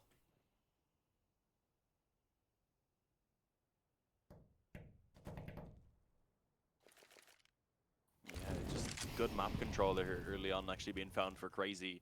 They haven't advanced out on long, of course, but they've got a player up close ready. It's only that one player in the form of Jax as well to actually try and defend. They've got the short control. So it definitely does seem like the A bomb site is going to be where they want to try and take this towards. And that leaves Lucky alongside Kenny on the actual bomb site to hold it down. They've still got a good bit of utility, a couple of smokes in play. Quite a few flashes also to try and actually delay. But are they going to be able to hold it down is the question. As CR4ZY get ready to push forward now. Flash over towards long as well, just ensuring that you will see Jax having a little bit of assistance, able to peek out for some info. Wally towards that bomb site, and Crazy really need to get a move on now. Only 30 seconds remain, and their goal, I believe, just to try and plant it for over towards short. The issue is the smoke that they put on the bomb site had a little bit of a gap for Kenny to work with. Ends up finding a frag alongside some very good damage indeed. Eventually gets traded back, and Letney, of course, jumping up on top of the wall, going to go ahead and take down Lucky. That's the man advantage now in favor of Crazy as the bomb goes down, but it doesn't last too long. Pulled back by Nexa, but it's soon to be lost. Letney's last alive, trying to find the taps, but it's just not there. 1v2 not possible. G2 pick up double digits with a 2-round lead. Now their economy is going to be tested again, though. As the buy in the next round, we'll see them go all the way down to their last dime. Crazy with the bomb plant in. Could consider a force buy, but their money is still very low. At most, I expect to see maybe one hero rifle making an appearance. But it looks like they're going to be full buying up.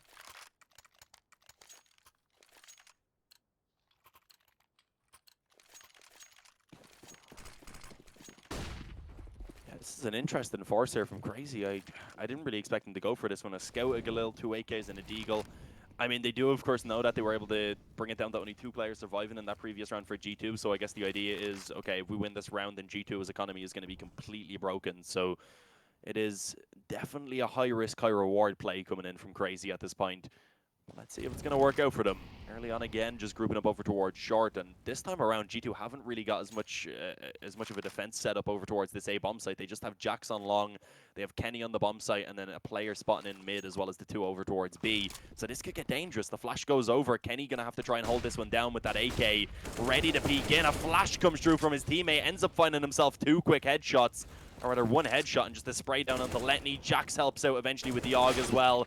And although Kenny does fall, it is, of course, only Otto that remains now to try and pull off an ace clutch. So it's probably not going to happen, and there you have it. Lucky to finish it off. 11-8. The force buy from Crazy not going to be working out.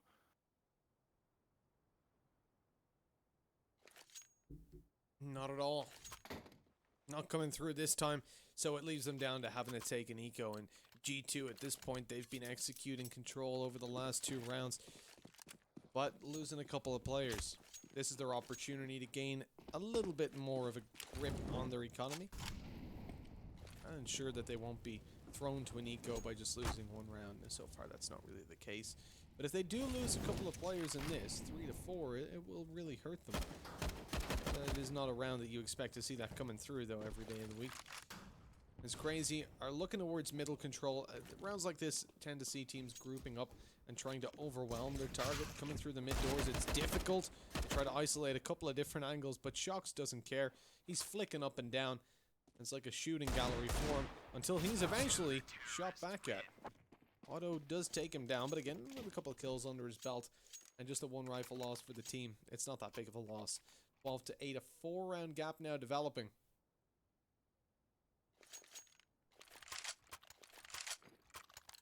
Yeah, that means, of course, Crazy, they do need to pick up this gun round, otherwise it is going to be getting a little bit too far away from them. Not able to get that op out at least, but it is glass cannon, so he does need to be cautious of any sort of utility early on. Kind of limits his capabilities to actually get aggressive and make those open and play. Let's see what the plan is. Crazy, they need to start picking things up here, of course, on the D side, and the thing is, it was the D side of Vertigo as well, where we actually ended up seeing them kind of rolling over. I think they only dropped that 1 round in total when they were on the T side, which was actually the pistol. So it's surprising they haven't been able to get anything a little bit more rather done here on the T side. It does 2 so far. There's still some time to work with. Jax, this is very aggressive play. Looking to try and go forward. And the smoke will actually be spotted by Esperanto, who pushes in just as the Molotov fades. Surprising that we seen Amanek kind of actually, or rather Jax actually stick around for so long in the smoke. He should have known, of course, that the Molotov was down and stopping anyone from peeking in.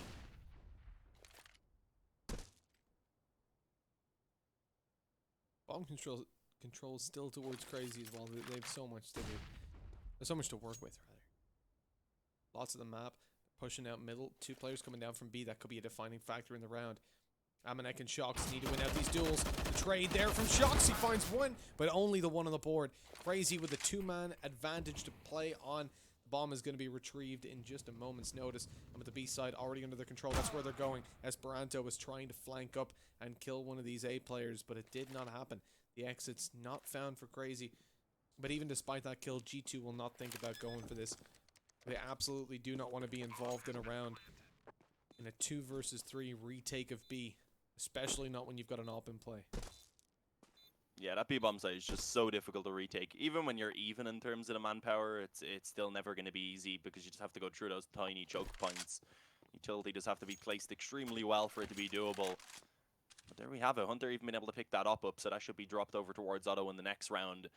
With Kenny and Lucky saving over, it will allow for a pretty solid buy to come true. We can see Jax, Shox, and Amanek can buy for themselves. It was only really Kenny and Lucky that would have been a little bit low on money.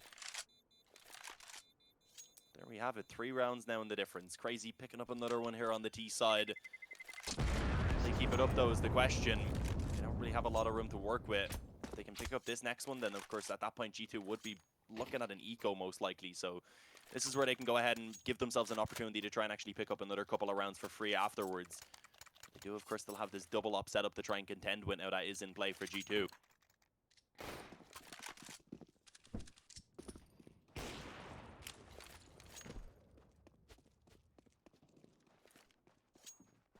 Well, Dean, the scoreline is being kept pretty close, but at the moment, G2 still ahead. Like you said, double op setup coming through. Shots and Kenny being absolutely indomitable today. And especially when they've had this setup out. That smoke's going to allow Crazy to get free access to short without being spotted too obviously. And really now for Crazy, the thing to deal with is these ops making sure that you're not being isolated one at a time. They've got control towards A, but even more so now.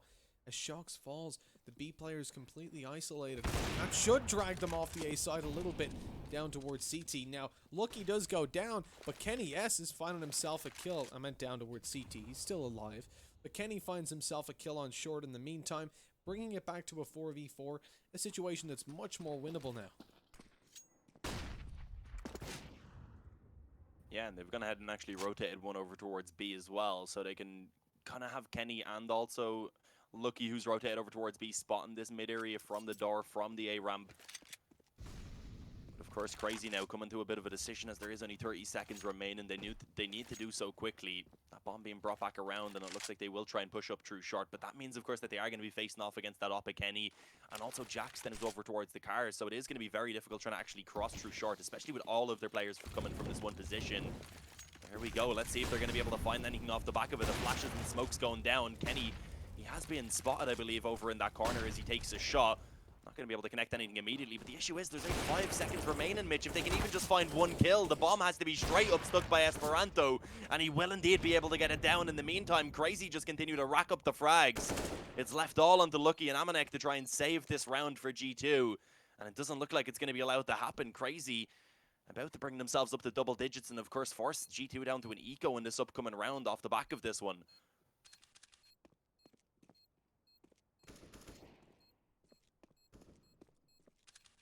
Solid chance for Crazy to close in on that scoreline.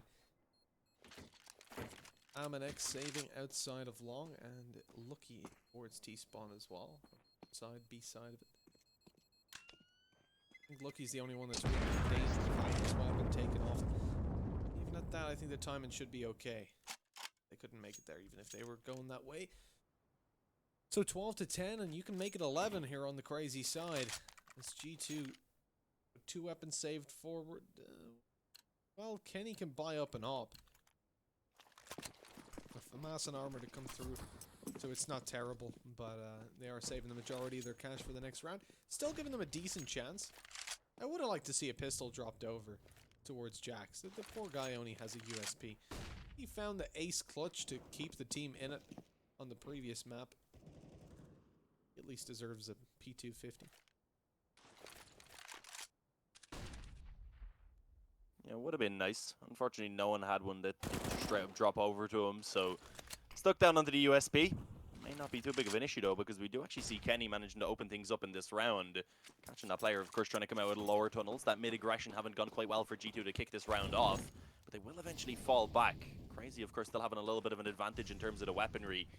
Where are they going to try and bring it, though, is the question. Jax even goes ahead and picks himself up a FAMAS now.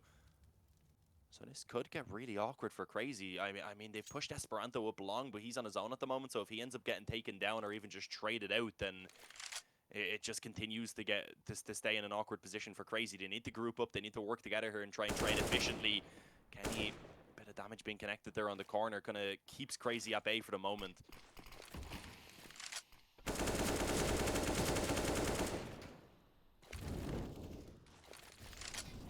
Crazy going to be pushing forward eventually. Flash over the smoke. The peek comes out from Lucky just in time. Catches Hunter as they're not checking it with the shot from Otto. Should allow a bomb plant to even come through. Molotov in play. That's dangerous as the kill goes through. Kenny S is out of the game. It's Shox and Amanek.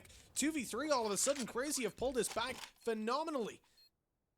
You've got the flank coming through from Shox on long, but he's being watched adamantly by Otto. Ready for the peak. Shox just has to wait. Another 30 seconds, they'll be exiting. Amanek's coming up behind, catches Letney, and pulls Otto off this angle. This could be huge. Shot connected, but it's Shox 1v1. Esperanto's one hit in the body. He's got to play this passive. Clock is ticking away, so too is the bomb. Esperanto's got to be careful here, and Shox backs off. Takes the AWP, but he's not going to win the round now. He's given up on it, and it could have been his. It could have worked out, but I don't even know if they had a kit towards the side. I don't think they did. There actually was. You can see it just bouncing around in the middle of the bomb site right there, yeah. He I don't think it really would have been too doable, though, because even once he got up close, of course, Esperanto would have heard the footsteps, could have just delayed a tiny bit more around the box, and then at that point, I don't think it would have been possible. And I think it was worthwhile going to save the op, because realistically, he doesn't know he's there. Esperanto could be positioned over towards short with like a nade or a Molotov that he's hoping to delay it with. And then, what, Shox runs forward, realizes he can't get it, and dies, or he saves an AWP. He made the right percentage play. Yeah, I'd agree. Of course, able to drop that over to Kenny, gives him that to work with, so definitely is a good position for them to be in, but this is a round that they definitely need to put in their favor if they want to stop Crazy from going ahead and propelling themselves into the lead, and it doesn't look like it's going to happen. Letney and Esperanto open things up on the B bomb site very, very quickly indeed, Mitch. It is going to be a 5-on-3, and you can see with the round having just barely begun already, it seems like G2 have given up on it, but never mind. I think Jax may have just given them a little bit of hope with those two frags. It influences them to go forward. What are you doing, Crazy? Stop giving them the chances. Now it's a 2-on-3. Like, G2 definitely go for this now, especially with the scoreline that's in play. If they win this, Crazy are going to be kicking themselves so hard. Next, hiding towards the back of the bomb site, being spotted out now by the AUG. Oh no, it's all on Letney. They've thrown it away, Dean. Oh wait, Jax needs to get on it. Yeah, should have time, I believe. The others are running for the hills, but I think, yeah, he's got the time to get that, surely. Oh, ho, ho, ho. Just a second away. What you doing, boys? The round wasn't over. The bomb just went down. 3 players left alive for G2. They had all the money to work with. I mean, we're not even going to look. That pause is for Crazy. And I don't even know if it's going to be a tactical Crazy discussion. tilted, man. It's not even going to be a tactical discussion. It's just, all right, guys, go take a walk. We'll be back in a minute. Yeah, I double-checked just to be sure it is indeed a Crazy timeout, so... yeah, No, I think the timeout makes sense. It's not a Crazy timeout. Ha! Very funny, Mitch. Very funny. But yeah, no, they're able to get a buy in just about. But if this buy doesn't work in their favor now, then that's G2 likely getting themselves up to 15, because of course Crazy would be on an eco in the next. So that could cost them. That could cost Crazy this map and potentially the series if it ends up going in favor of G2 on map 3. Should have been them miles ahead. I mean, G2 were already committing towards a save. Jax was just like, well, I'm here, so I'll see if I can find one on the exit. Oh, there's 2. Yeah, well, I guess we'll glance toward... Even if they didn't find the pick in CT, I don't know if they would have went for that 3v3. The retake on B, time limited as well. Like, maybe, but as soon as they find out, it's like, oh, 100% we're going for this. There was probably not even any communication. It was like, we're taking this. Everyone knows straight away. Crazy just playing crazy. As they push through middle here, Shox is going to be the sole defender to help out. He has got Kenny S on the AWP. You can rotate in and avoid looking at short as he is. Those smokes down are going to stop him from doing a whole lot, though. So a lot of pressure on Shox to make this happen. Yeah, Letney does manage to find one onto Shox, but of course Amanek was ready to go ahead and trade it out. Peeks through the doors and actually doesn't find Hunter. It was very close indeed. Done enough damage to allow his teammate to have an easy time finishing it off. And there it is from Kenny then to take that final frag on towards Otto. 14-11 now for G2. They go ahead and bring themselves ever so close to map point, which they should be taking quite easily now. As we see an average of just around $2,000 for Crazy. They're probably not even going to be able to get any pistols into play. We do see a couple P250s.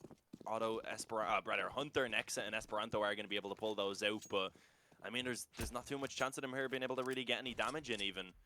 This should be G2 taking 15 to 11.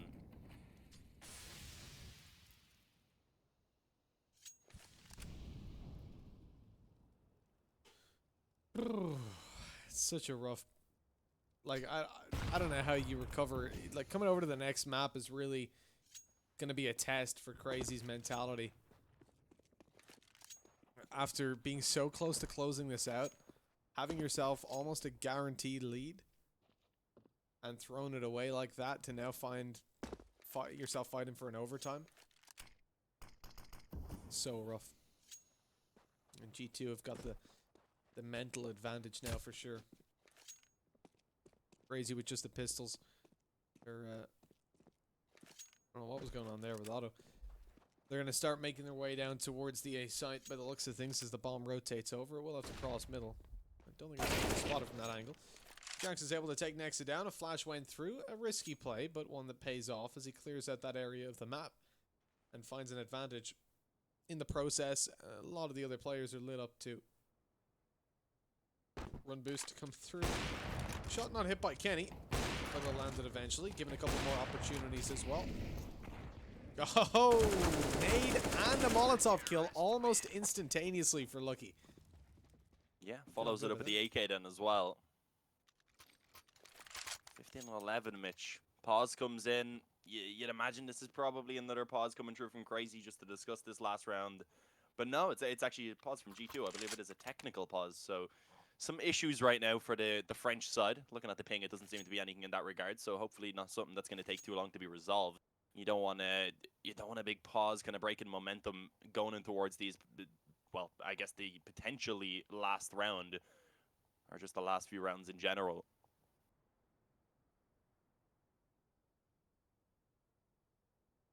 And CR4ZY, I mean, they suffered heavily to nades in the previous round. Considering the fact they didn't have armor, you expect that. But for G2 at the moment, I mean, they're about to cross over the line to... From fighting from behind, CR4ZY building up rounds, momentum not going G2's way. We're talking about, you know, even if they win this, I don't know how they're going to be able to... I don't know if they're going to be able to very well keep it together when it comes to the final map.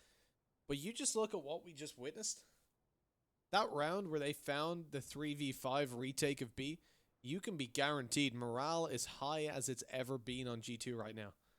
Like that, whatever's happened before, it doesn't matter. You're reset and you are over the moon that your opponents made those mistakes and you were basically gifted a free map for it after all the struggle you had the whole way along. So when you move through to the next map now, G2 are definitely going to be smiling. They're going to be ready to get it underway. A positive mentality definitely in play for them. And they've got the excuse, you know, that storyline. We talked about it earlier on when we saw map 1 from G2 that, yeah, maybe they had a slow start and they can tell themselves that. They can just say, oh, it was vertigo. Don't worry about it. I mean, they can. I think it is a map overall that they can kind of play. It's definitely just one that CR4ZY do have a lot more experience on, at least in terms of actual officials. Yeah, hopefully it's not going to be too much longer till we're able to get back into this. Not too sure what the actual problem is for G2. Of course, we're only informed technical issue, which could really be one of a billion things. Yeah, hopefully it's nothing too serious for G2. We need to look at that scoreboard right now, though, over on the CR4ZY side. Nexa leading the way pretty substantially, which is, again, not something you expect from the in-game leader. We've seen a similar thing for Tricked in their best of 3, I believe, up against G2 as well, where it was Hunden, of course, who was fragging extremely well in one of those maps and had his teammates kind of fallen behind, which in the end wasn't enough, of course, for him to take that map win. The other thing is the players that...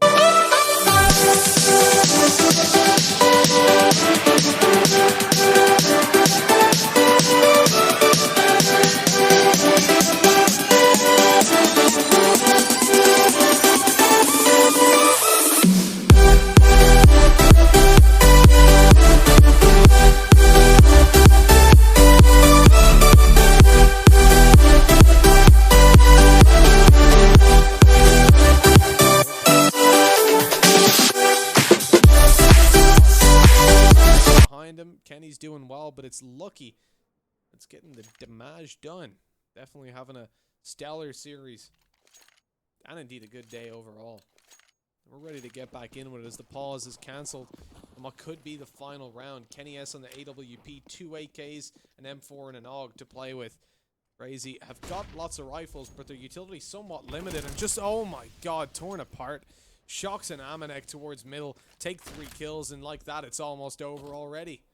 Yeah, I mean, they probably didn't even need the pause. They could have just finished it off in the space of the couple seconds that whatever issue was needing to be resolved. Let's see though, Hunter eventually pulls one back. Hunter alongside Otto, 2 of the overall better fraggers for this crazy side. I mean, if you want anyone left in this position to try and save the day, these are certainly 2 of the players you don't mind being there.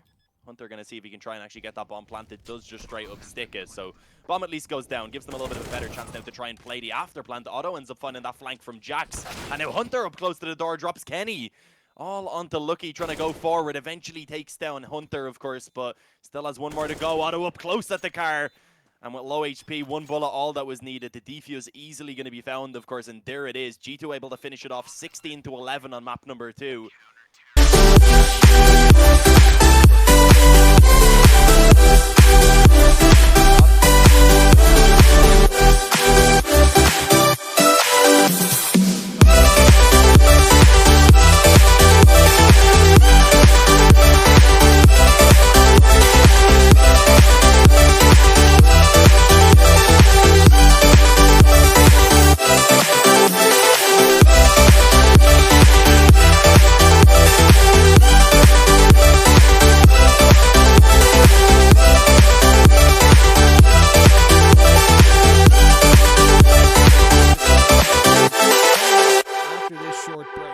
Be sure to stay tuned for that.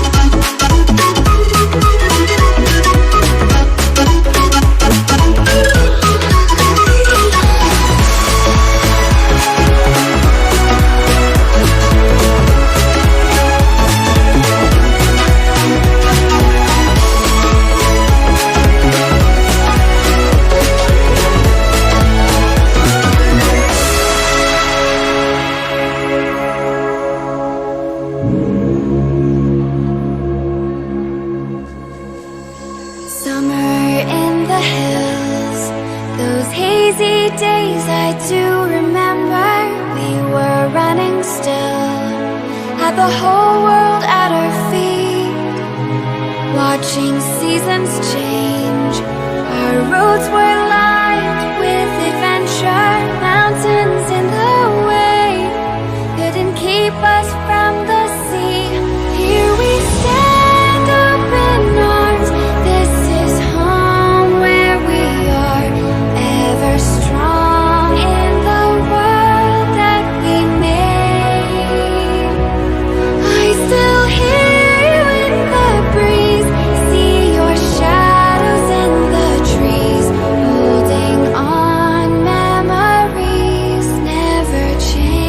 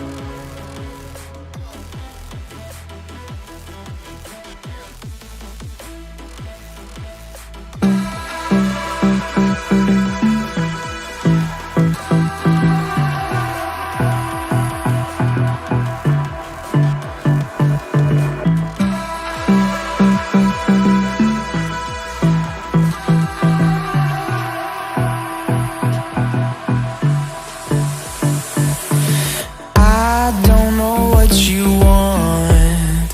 Let's have a bit of fun till I downfall. My love, if you feel like I do right now, don't say you're on the run to the other side. My love,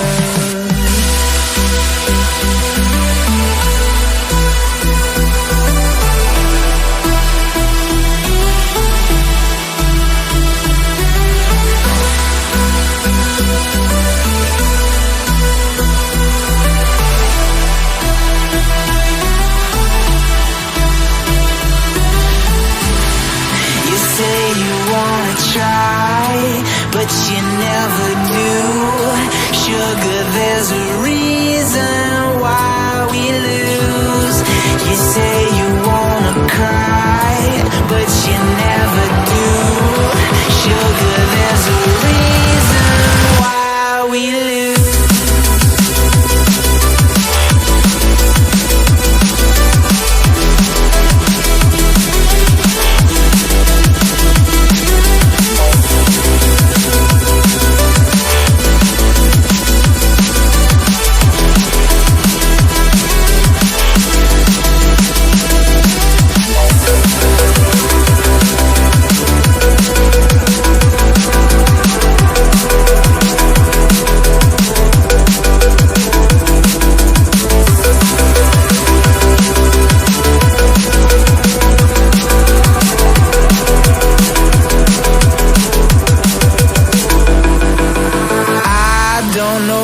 You want.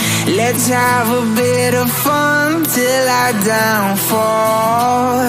My love, if you feel like I do right now, don't say you're on the run to the other side. My love, you say you wanna try, but you never do.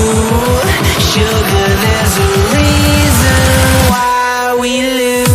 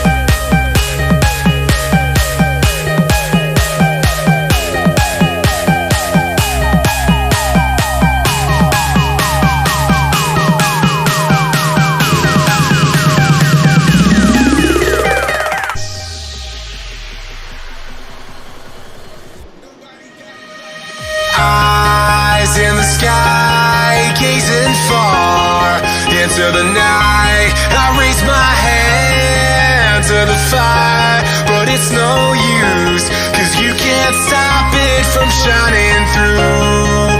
It's true, baby, let the light shine through. If you believe it's true, baby, won't you let the light shine through for you.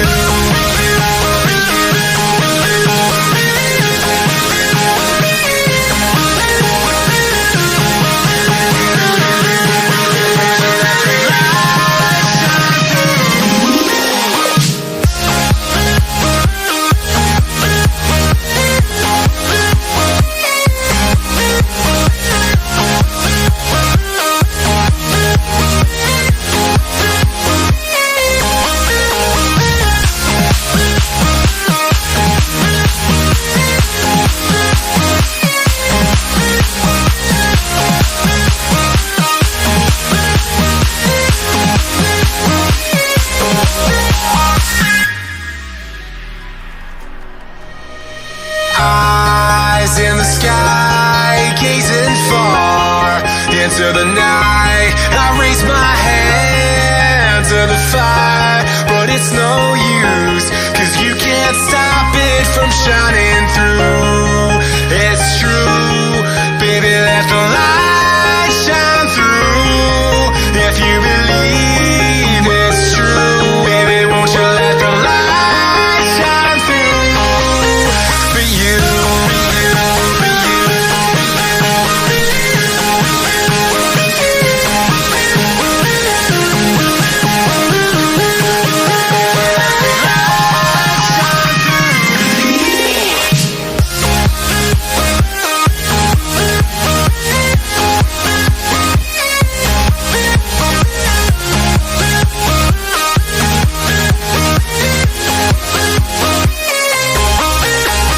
Eyes in the sky, gazing far into the night. I raise my hand to the fire, but it's no use, 'cause you can't stop it from shining through.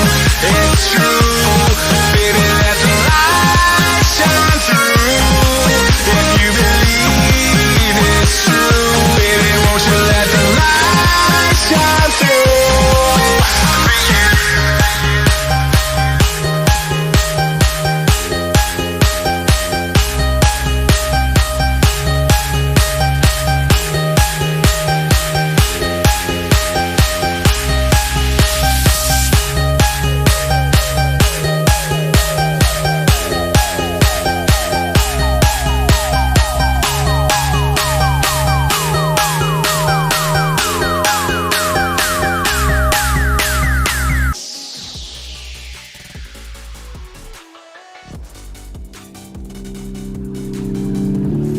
I can't find my way back to you till you make amends with the demons you've been through.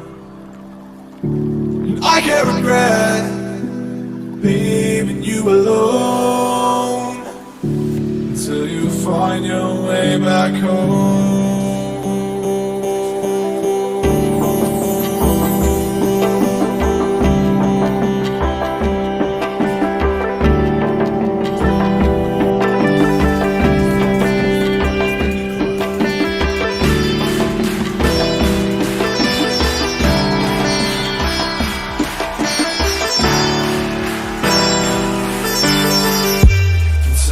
Find your way back home.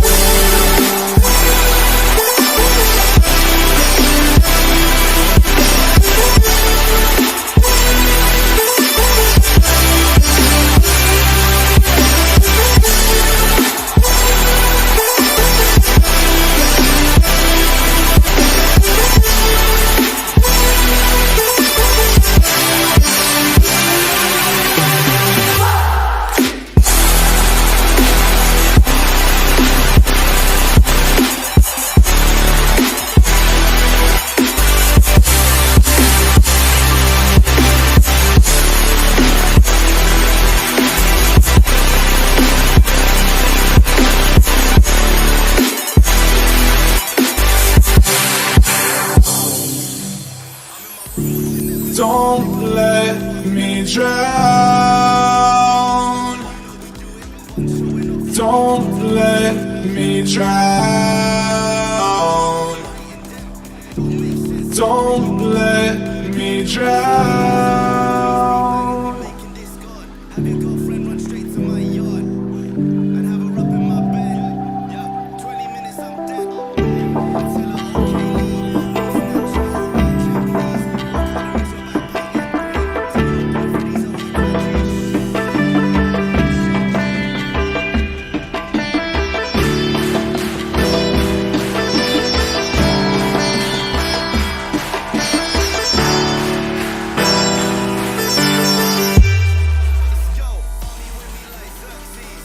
until you find your way back home.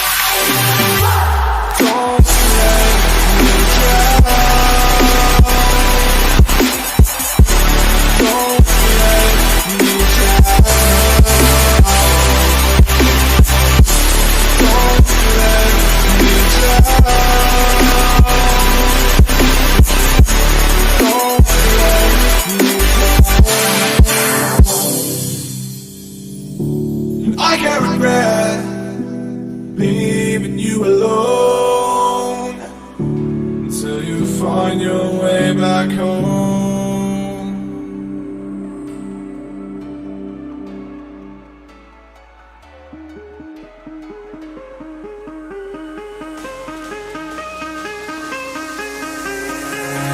Give me reasons to doubt, try to keep me down, but I'll put the flame out, you can't get to me. Throw your sticks and your stones, go break all of my bones, you won't ache my soul, you can't get to me. And there is no barricade that I can tear away. Shoot me down, but fire away, away. But I'm a heavyweight,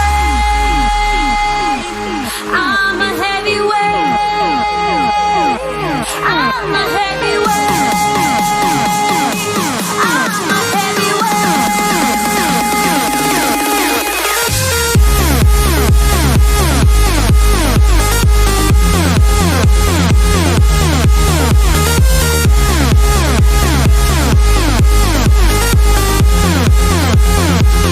But I'm a heavyweight, I'm a heavyweight, I'm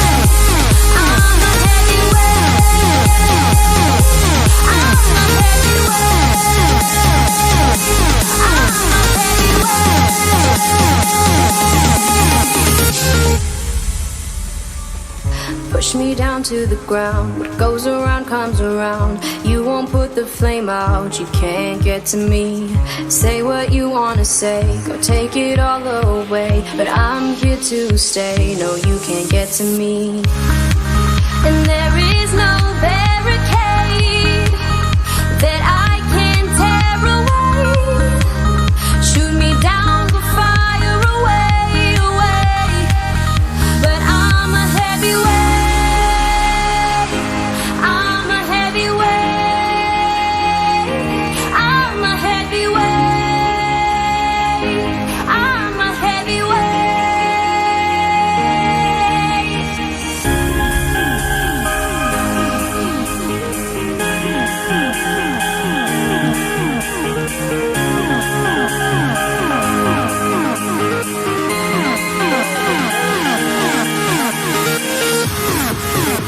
We are here for map number 3, Train, the decider, to figure out who's going to go through to ESL 1 New York's main event in 2019. One of these two teams will be there, and this map is where we find out who. My name is Mitch, and taking you through the action alongside myself is going to be the wonderful Dean Brown. One last time, how you doing, Dean? I'm good. I'm excited to get into this final map now and see who's going to be taking that spot, of course, because it's pretty insane to think that Crazy have made it this far They did, of course, end up losing that previous map, but I still feel like Train here is a real opportunity for them to try and take this victory, as it could be for G2 as well. It should be a close one. It's going to be an entertaining one for sure. And a lot of utility actually being bought up here on the CT side. No defuse kit surprisingly in play, so that's an interesting one. A couple of smokes, couple of flashes, couple nades, as both Hunter and Odu pull out a full set of that utility indeed. And we do see G2 right now looking to try and take a split on towards this A-bomb site, it seems. 3 players working up through Ivy. Hunter ends up taking himself a dink. And with that now is going to be chased down indeed. In towards those back lines, ends up getting dropped. And with that now a man advantage in favor of G2 Esports being extended even further. They're wrapping straight onto this A-bomb site. Esperanto stepping it up when it's needed.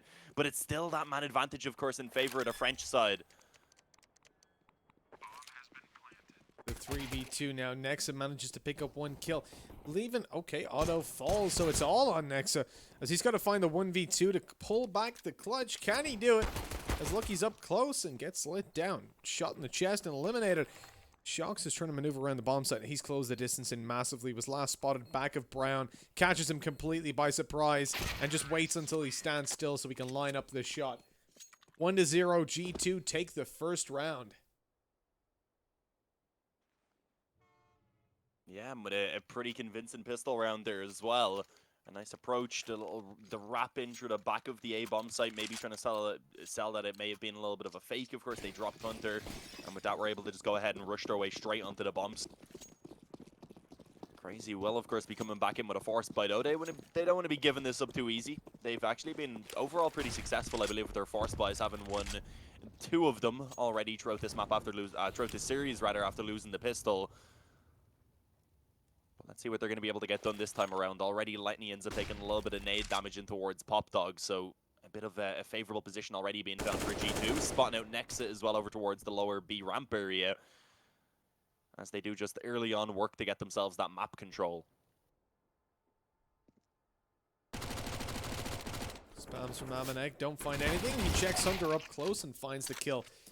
Bailing on out of there and avoiding the tag of the scout, which would have taken him all the way down. He's on 34 HP and Shox on 30. This is still a pretty promising round for CR4ZY, all in all, to get damage in, considering the HP that 2 of the players are on. They're definitely susceptible to these weaker weapons. Looking for the B site, though, and it looks like CR4ZY have completely left it. Gambling towards A. Nex is actually going to go in for early aggression towards connectors. Teammates are rotating through CT, but he pushes up all by himself. Let down to literally 1 HP. The spam connecting onto him. Quite lucky there. Just 1 bullet needed, but nothing is found by Jax. And CR4ZY eventually decide to go and save. Now, obviously, they won't have the money to buy up in the next round, but the idea here is that at least they can gamble again in the next round and see if they can get damage then.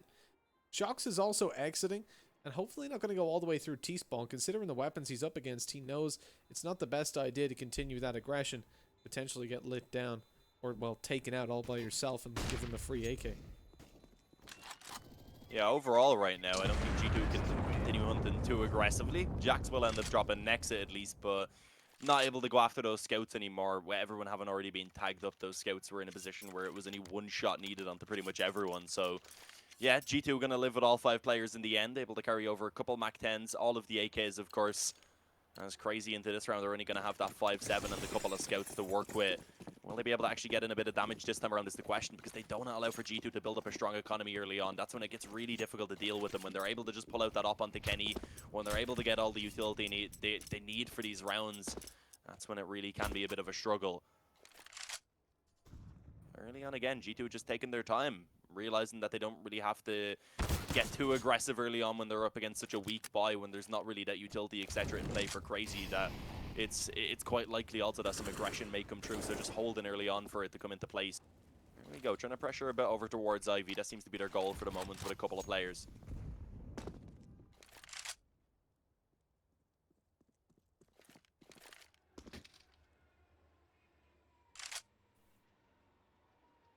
I believe that's Amanek, who's actually creeped all the way up through Ivy already. In a good position here to try and cut off any rotations, lurk out of his position. Needs to be careful though, actually tagged up by the scout now. We will see, of course, G2 pushing out of A main with the main part of their forces. 4 players coming from this position. Need to be cautious of Pop Dog though, that could have got awkward. Kenny got dinked down to 5 HP. But Lucky, of course, with that Molotov in place, ended up burning them alive. Jack's coming through with the Mac 10 now as well, going to be cleaning up a bit. And this does look to be a pretty easy round indeed for G2, but that's an interesting one. Jumping through the smoke there. Jax does give away his life, unfortunately. You know, low HP now in the remaining 2. CR4ZY have to save this, really. And the fact that they've got scouts in play, I mean, you're not even saving the armor because that's lit up as well. So it's a rough decision. If they can manage to steal away one rifle, it would definitely help out. But Amanek is hunting them down. Super aggressive. Mac 10 in play. Pulls out the Glock, in fact. He obviously doesn't know that they're so low, but takes too long to decide what to do. So Esperanto just takes him out. And now the remaining 2 players can't do anything about this. They're way too far away. CR4ZY save over both scouts. And that last kill, that really shouldn't have come down. I mean, Amanek should have had them.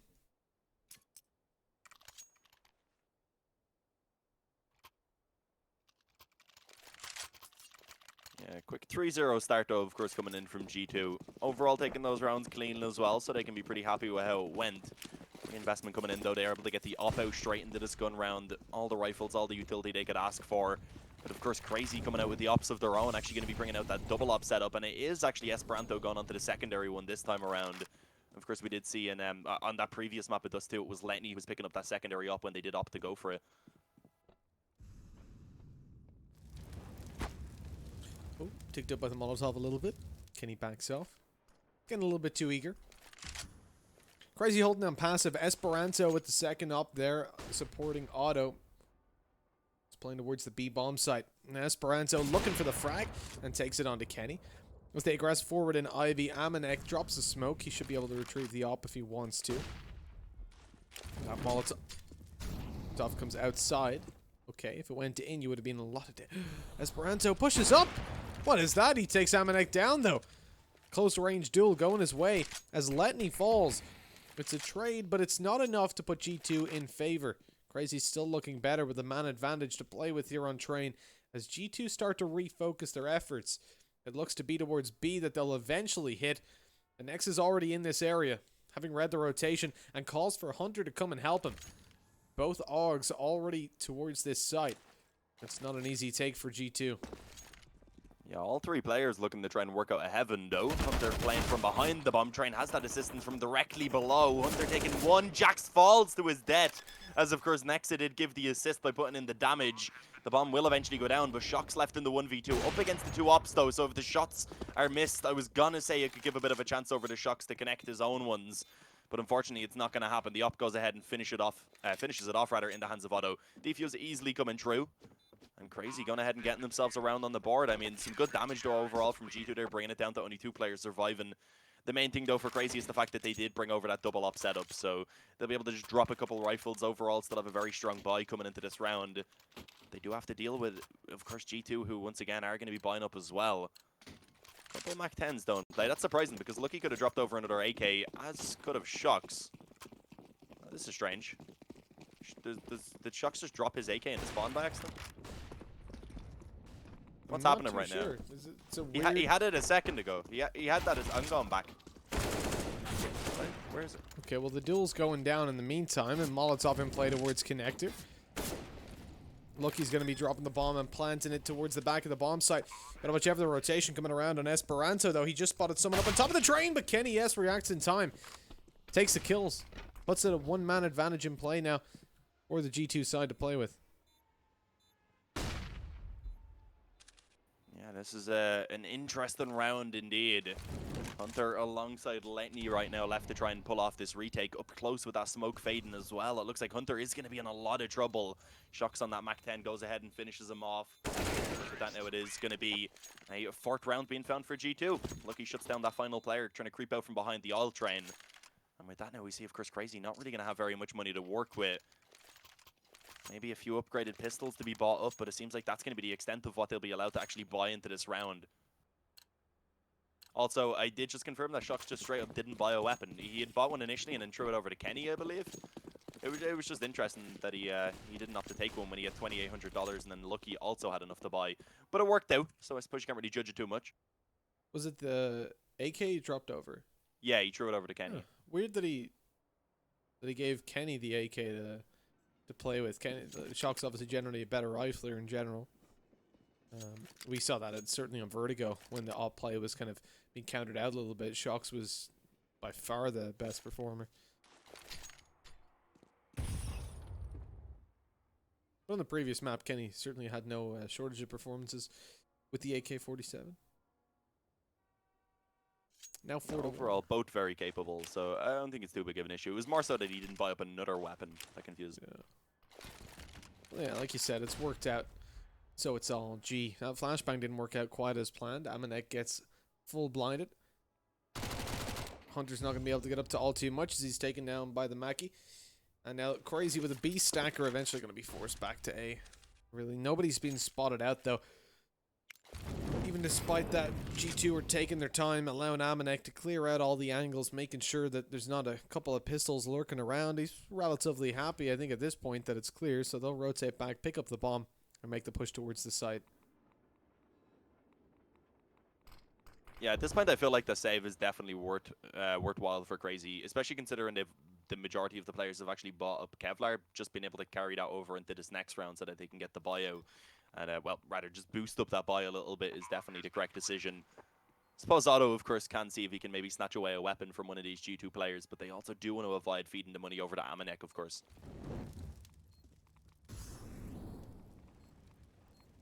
That's it. You're going to be constantly wary of these Mac-10s floating around. Like, in general, you see teams save sometimes when they've got, like, full USBs because they don't want to give it kills to the AK, so certainly it's 10 times more important when the Mac ends around. Amanek hasn't spotted the player up on top, and Letney just waits, just lines up the shot, and takes him down eventually. It's a Mac 10 save though, so not a huge deal. No one else is going to be hunting on the G2 side, so Crazy realistically shouldn't be using that Mac 10 at all. Otto's just looking for extra frags, doesn't find it, and as you see, it's discarded, thrown to the side as they will fully upgrade.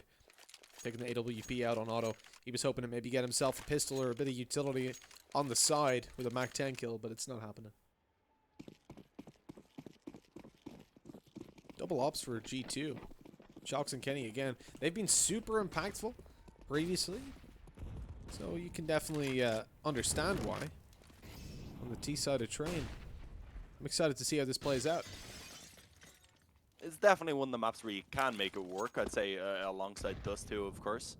Esperanto, he had a bit of a dream there for that nade, the goal being to get it in the window and drop down above his opponents, of course, but it didn't quite go as he planned. Life doesn't always, you know? We can see Letney, though, actually taking a good bit of nade damage, I believe, in towards Pop Dog right there, so it is G2 who actually end up finding themselves a bit of an advantage early on. I love how Esperanto threw that nade and then just walked away. It's like, nope. Messed that one up. Don't let the stream see it. He's like, if I'm not looking there anymore, maybe they won't know it was me. Yeah, like we switched to him. Oh, maybe it wasn't him. I don't know. Someone threw it. No, we saw you, Esperanto. You've been caught. Letney took even more damage now, I believe, by a Molotov in towards Pop. Player sneaking down beside him as well. There must be a smoke in place. There we go. Just as it fades away, Lucky able to connect that one bullet that was needed. And smoking on top of the Molotov there gave G2 the option to close that distance, and obviously with Letney just being screwed by nades early on. It's easy peasy. Now you've got G2 with a man advantage to play with, looking to take things onto A, but Crazy are playing super passive here behind every wall that they can possibly play behind. Hunter's being spotted out. Everybody else is dead. Kenny's just flicking their heads off. Next is being spotted towards CT, and Kenny's on the case. Don't worry. Well, you might worry with Amanek going down. Low HP on both Lucky and Jax. Oh, the timing as well for Kenny. Not working out too well. Throws the... Oh, no! Throws the smoke down, but Nexit posted up on the angle. Now with the final two remaining players having low HP, and Nexit with a kit, he could definitely go for this. A Molotov as well. Even if there's a player towards Pop, he can molly it out and go for the defuse, but time is ticking away, and it's starting to go super low. With the AWP just in front of him. I'd like to see him just save that over.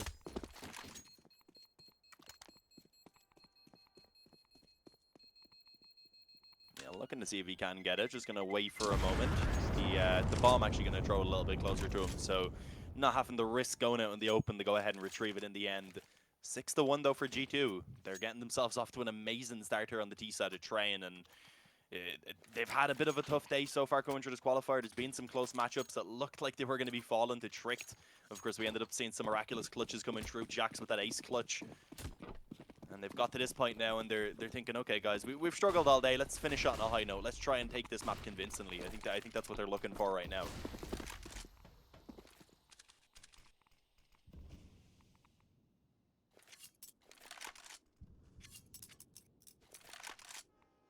Well, Nexa with the op saved over. He's going to try to be a bit of a thorn in the side of G2's plans to cleanly take the map. That said, G2 have plenty of cash built up. So any impact you have in this round, any weapons that you drop, won't see an immediate payoff. Have to wait a little bit.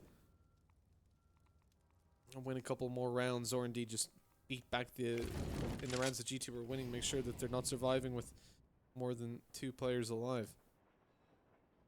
Jax was a little bit off the timing there. Spotting out Letney, who's going to continue to aggress. He's staying around this area. That could work out. They could get some good information from that. But he goes up on top of the train afterwards, not wanting to get caught in the open.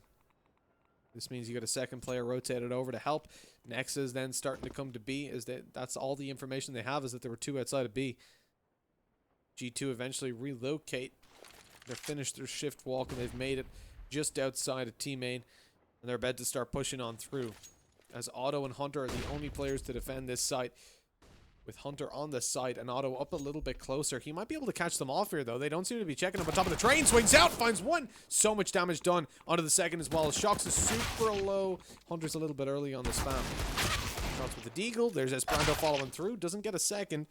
Chances are there for Nexa, as he connects it onto Jax. Shocks is pretty low, so if it comes down to a pistol battle, perhaps that goes his way. Kenny S is still lurking around, though, looking for the kills, actually rotating all the way through to T-spawn. And Nexa realistically should be going for a save as time goes on, and he doesn't find any advantages given over to him. Yeah, it definitely is the best choice right here. I mean, that could have got so awkward for G2, especially with how low the time was. I think there was like 25 seconds by the time they started pushing out of A main. Of course, got delayed a little bit in towards Sandwich, got delayed a little bit on the bomb site itself as well.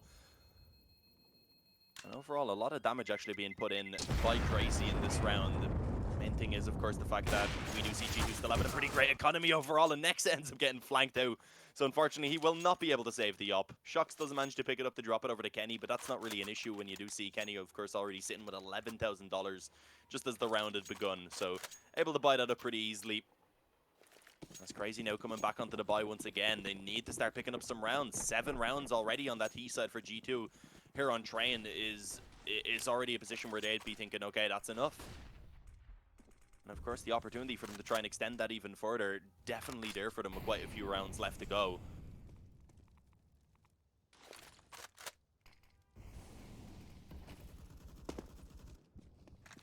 With the Brazil out, I mean, G2 were feeling fantastic. Like you said, quite a few rounds left to go, and they can build up a beautiful little scoreline in the meantime. Crazy need to win this one with the AWP in play on Otto. He's sitting down watching A main, but no one's giving him an angle just yet. The movement you're seeing on the map is towards upper B, as they'll be sitting outside of Pop Dog alongside their teammates, and now starting to shift down towards the B site by the looks of it. They slowed down somewhat. Bit of a traffic jam. Eventually they're good to go, and it is only a very passive hold from Nexa. He's left the rest of the team on A. Flash comes down. Now he'll call for the rotate, a full rotate immediately after spotting the Ivy player, and then B aggression. They know what's going down, but they're all funneling in through connector. This gives the opportunity over towards Amanek to maybe get some damage done. Up close, he does so much with the Mac 10. Although he falls, I feel like he's done enough, as immediately Amanek gets traded out. And Otto on low HP. No nade kill. Thought it was going to come through. Otto ducks behind cover. Yeah, this is still going to be a pretty difficult retake now for Crazy. You see Otto, of course, was on low HP. No longer the case as he does get finished off. Jackson, Kenny going ahead and find the frag simultaneously. And then Jax to finish it off as he trades out Lucky. 8-1 there as G2 managed to hold down the afterplant successfully. And again, we see a position here where Crazy just don't have enough to get the full buyout onto everyone. It's a tough spot to be in. I mean, will they buy up is the question. Esperanto has invested some money, but not quite all of it. We see the M4 coming out for Nexa, pistols and Kevlar for everyone else. So just spending what they can, keeping enough to get the full buy into the following round. But at this point, it's just too many rounds they've already given over to G2. They're about to be sitting with a nice little 9-1 lead here on the final map of the series, on the final map of the qualifier. You can just feel it kind of slipping out of grasp right now, crazy. For sure. I mean, the momentum has slowed down so much for them. They beat G2 back so well on map 1. That was Vertigo, their map pick, but since then they haven't looked to be the same team. Mistakes made in the previous map perhaps weighing in on their mentality as they had a chance to close it out on Dust 2, or definitely to close in on a victorious scoreline or a minimum overtime. But they threw it away in a 3v5, well, 5v3, they were the 5. Esperanto gets lit down early on into this round where they don't have a lot of hope to begin with. He spots the foot of Lucky and takes his head clean off. Nice shot, connected, and we're looking for more. Letney finds it. Now you've got one player Nexa with the M4 watching the flank through Ivy. G2 are in a little bit of hot water. The weaker buy for CR4ZY is working out. Nexa makes it away, not allowing this MAC-10 to take him down. And now a crossfire setup has beaten back Amanek as well. It's all on Jax. 1v4. What a clutch this would be if he could pull it off. He has got bomb control, but a line of counter-terrorists stand between him and a victory, or indeed any progress towards anywhere else on the map. No matter where he peaked, there was at least 2 players going to be looking at him. And he chose the angle with 3. As it goes 8-2, CR4ZY finally get around on the board, but there is still plenty of cash left for G2 to reinvest. So the end of the road is not yet reached. Luckily though, CR4ZY survived with 4 players. Yeah, it's a good way to get themselves back into this one. I mean, the issue is the optimal scoreline here for them on the CT side is still 7 rounds, and anything that they let go from this point forward is just going to be putting them in a very difficult position to try and actually make that win happen. So ideally, they need to pick things up massively. Of course, another buy going to be available here for G2. After investing, I believe they will have a decent amount left in the reserve as well. That could potentially allow for another buy. I don't think so, though, actually, because we would see Kenny, Lucky, and also Amanek being a little bit too low. So, yeah, this is a good opportunity. If CR4ZY can take this round, then they put themselves in a position where they should be able to bring it back up to 4 already.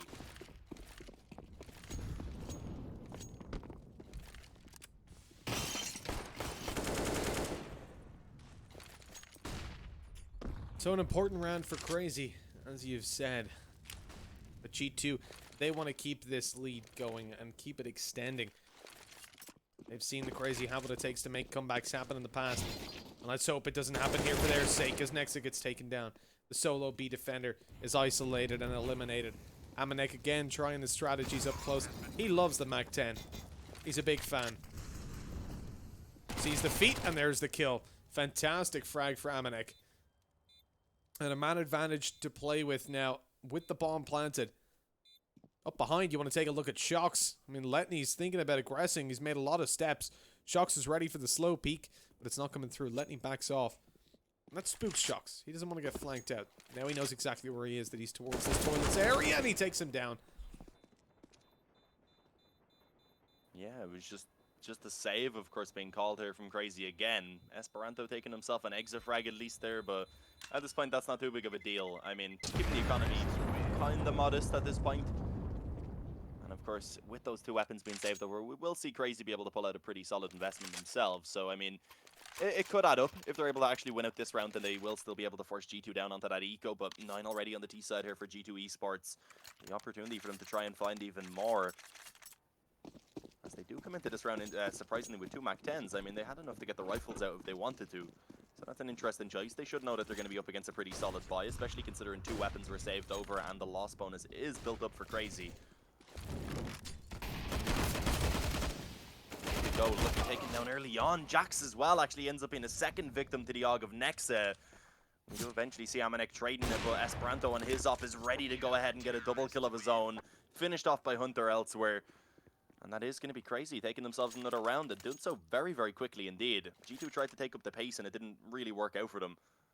You know what the scariest part about this is that CR4ZY actually, if you think back to the Mouse Sports game, they had a fantastic CT side, 11-4. They shut Mouse out of it, and then they lost the map. They finished off with, I think, 2 rounds on their terrorist side out of 14 played. So then you compare that to G2, Another team that you definitely put on par with that level of trained performances. Now, well, maybe not trained specific performances, but you wouldn't expect a whole lot less. And CR4ZY have at most 6 rounds on their CT side. They need to do phenomenally on the side that we saw them struggle to get anything on earlier. It's a rough spot to play from. At least they started out with an opening duel here. They need every single round to play with, really. Give them the best possible chance, or any chance, really. I mean, if this finishes 12-3, I see almost no way for CR4ZY to pull back into it. I mean, they're making this round work anyway. If they can bring it back to the 6 at the halftime, if they can get off to a good start with the pistol and the gun round as well, then, I mean, there's definitely still a good chance for them to do it. But, I mean, it's a lot of win conditions, of course, Mitch. One thing goes wrong, and it could all be very, very difficult indeed. But here we go. Hunter playing around this. Smoke is actually just going to let them go ahead and pass. Takes himself 2 quick headshots on the Yogg. And I believe Esperanto dropping Kenny as he was trying to creep towards the back line. So that is indeed going to be 4 now on the board for CR4ZY. Doing so with all 5 players alive as well. As G2 now going to be coming into this round finally on an eco. We haven't seen G2, I believe, eco up until this point.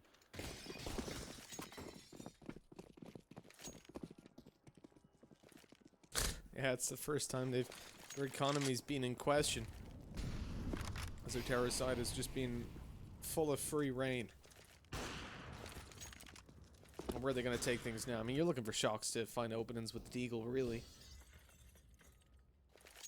Outside of that, it's going to be a rough spot for the rest of your team.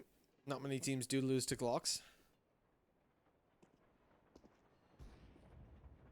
And with a flashbang to go over here for Shocks. They're just going to barrel towards A. See what they can do. Hope for the best. And, okay, 1 kill already going through. It could definitely be worse. But more damage will be hard to come by. Jack's got an AK and no armor to play with. They're closing the distance. He's being naded. And big rip. And there we go. 5 on the board for CR4ZY. Can they get this final gun round, though, is the question. Because, as we've said before, already giving up 9 is more than they would have hoped for. So it's certainly going to be difficult. Kenny not going to be pulling out the op, at least. Not really able to afford it. If they had have wanted one, I think really the only option was for him to go glass cannon. So deciding against it, happy enough with the 5 rifles. We may see another pretty quick-paced round, especially considering we see those flashes.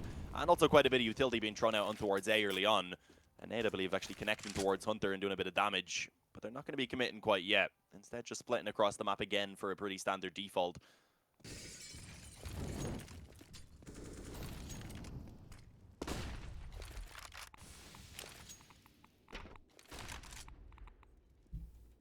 Yeah, this is the final round, the opportunity for G2 to reach that double-digit mark. As the molly goes down for Letney, he's bailing out. He's had bad experiences in the past down there in Pop. Once the nades start coming, they just don't stop. What he's learned. Nice kill by Amanek, just pushing hard through Ivy. As Esperanto falls, that's when the AWP's removed from play. Now accessible for anybody on the T side that wants it. Oh, Shocks, you're in trouble. Up behind him, Nexa finds a kill, swings out for a second, but Amanek's there. The 2K in the round. He's going back towards A, back turn. Oh, it could have been so awkward! But Hunter was just emerging from the smoke. He was getting to grips with his bearings, and, well, he got more than he bargained for. 4v2 on the board. Low HP on Amanek, but he's rotating over to play backline support. And he's already got 3K, so I think he's done more than his fair share. Yeah, Letney right now pushing forward in a bit of a difficult position. Ends up getting spotted while he crouches forward. See what you can do in terms of escaping. And there is the final headshot indeed coming in by Lucky. So it will be G2 picking up that final round, taking themselves 10-5 at the halftime and putting themselves in an absolutely spectacular position to just try and finish this one off quickly. And of course, to qualify for ESL 1 New York 2019. Struggling with my English a little bit, Mitch. It's been a long day of casting now. I think we're about to reach our 12th hour straight, Dean. It's certainly been a long time. It's a long time for 3 best of 3s. Yeah, it certainly is. I mean, we've had the previous little series breaks, was to be like fair. the previous series was like 4 hours long. I believe the over, I first think. one went 3 maps as well, so. Yeah, been a long one. This It's is not fit. live, by the way. Just for those few people that don't know what a pistol round is, this is the warm up in between halves. We explain this every time because there's always a couple that are like, why are they not talking about the game? Wow, Mitch, being real condescending to the chat, aren't you? I just saw there's like 1 or 2 people. It's just those people. Everybody else, you're cool. Except the people that said the music isn't good, okay? I chose that music myself. No, I didn't. I've been given it. I don't mind if you trash talk the music. It's not mine. If I start putting on some 90s pop and people were giving out. I mean, Backstreet Boys, you know, that's all you need. Can't do that, Mitch. Copyright exists. I know, it's a shame. Fortunately. We can sing it though, luckily. Yeah, I'm not gonna do that though. Oh. Hopefully we aren't gonna be waiting too long before we can get into the second half out our way. Having a little bit of a lull between the actions sometimes can kind of throw things off a little bit, especially if you have the excitement going.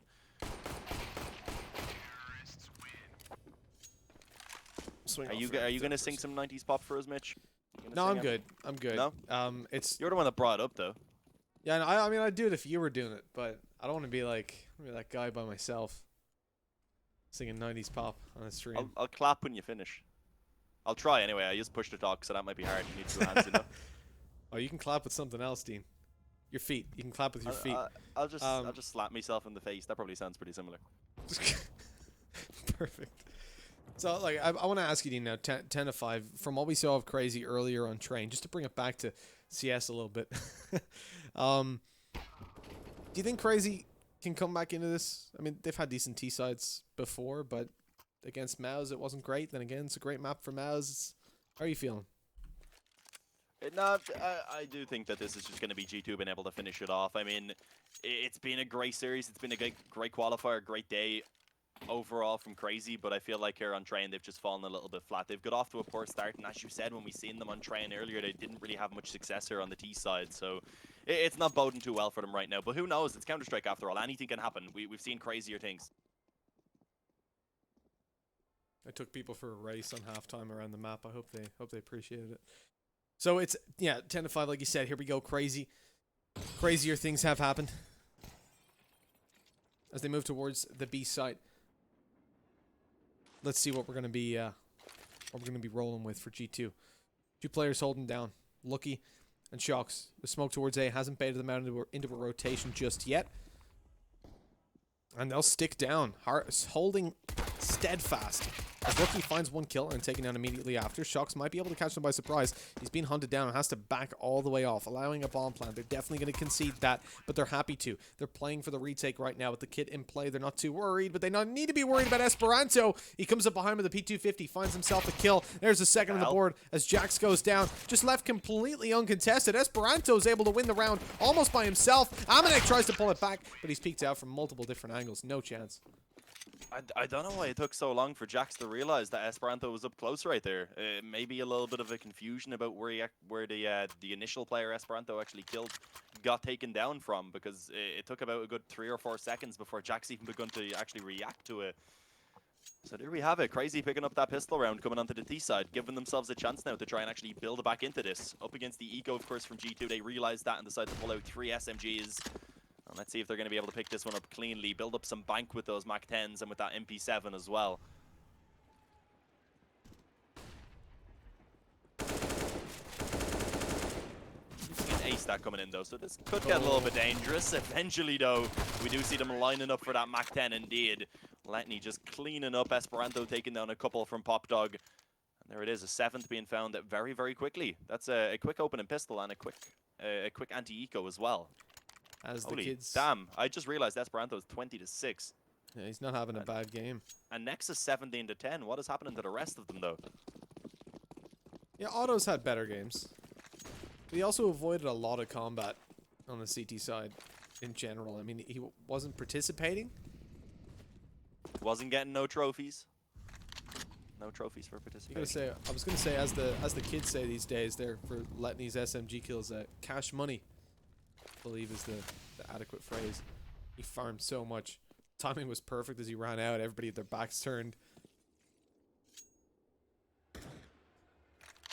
Was some good stuff. Hopefully they don't start to start pushing heavily up through towards Ivy. If they do, they're gonna run straight into 2 players. But it looks like Crazy are avoiding Ivy completely. In fact, the bomb is now the closest to it, and I doubt he's going to be going solo up there. Setting up for smokes to just straight rush out the side. It's going to be a split through Pop and Main. Yeah, smoke down and towards Sandwich to stop anyone from Ivy from being able to actually get that information as well, of course. Hunter leading the way as he pushes straight towards that bomb site and does end up taking down Jackson. With that now, the bomb being planted, the smoke's holding all the other players off. For the moment, they're able to go ahead and upgrade towards an M4. Amanek actually taking one by spamming into the smoke, so now he makes it a much better position. But again, it is traded back now by Nexa. Oh, this position from Shox, though, I don't think they have any idea that a flank could be possibly coming in quite yet. The issue is Shox needs to get something done before all of his teammates fall. And unfortunately, by the time he actually goes ahead and pounces on his first frag, he's already lost everyone, left in a 1-on-2. And Hunter is there to finish it off indeed. An 8th round for CR4ZY, picking up 3 in a row now on this T side, off to a pretty good start actually. And should be able to take themselves a 9th quite easily, as we do see G2 of course being put down to a position where they do have to eco.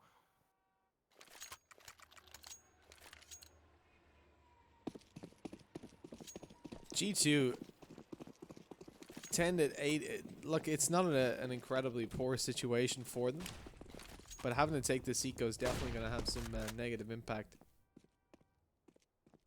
The fact that right now we're seeing CR4ZY obviously stacked up on cash money, sitting down with full buy for free in this round as well.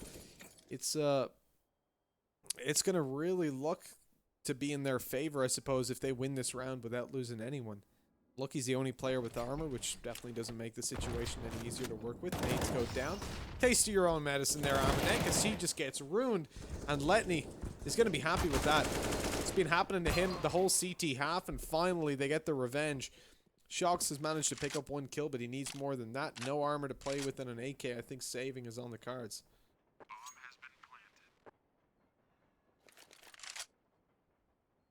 I mean, they will be buying into this next round either way, but it's always nice to save over an AK on the CT side. Of course, not something you can buy otherwise.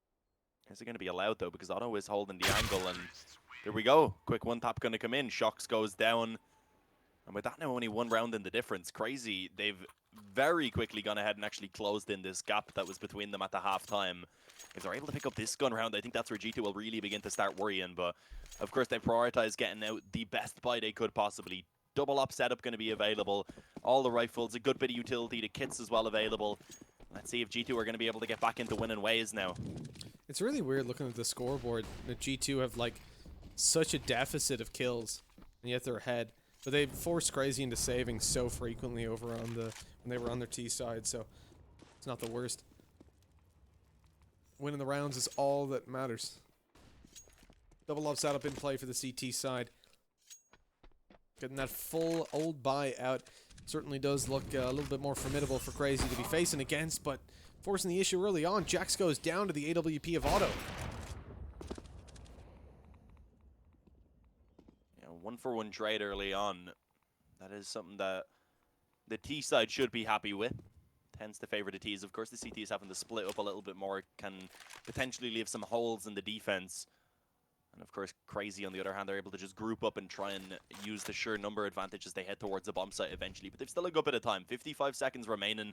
It seems like they may still look to try and actually favor on towards this A bomb site. And of course, with it being a pretty passive setup, if they just get those smokes placed down, the issue being they only have 1 though, I was gonna say they would be able to just keep the angles blocked off. With 1 though, where are they gonna put it towards is the question. Need to get a move on quite quickly.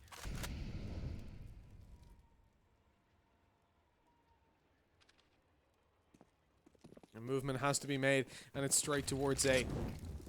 25 on the clock. Player in heaven. Amanek could have a lot of impacts here. Slows them down for sure, and finds a kill in the meantime. You've got Shox coming around through Ivy. Hasn't been spotted just yet, and Kenny S looking to find an angle if they offer it up. Shox continues to get aggressive. The bomb goes down, though. It's been touched on the floor and CR4ZY. Look, they've got 2 players on below 50 HP, but Shox is caught in the open. As the smoke dissipates, he hadn't quite noticed. But as Esperanto falls, okay, becomes a little bit more doable. Kenny S still lurking around, looking for an angle to be given over to him. Lucky baits out Hunter into the open, and it's all on Otto now. AWP in hand, and Kenny S deals with him so quickly. That's another round for G2. Not as clean as you'd like, but it certainly could be a lot worse as they close in on that 16-round mark.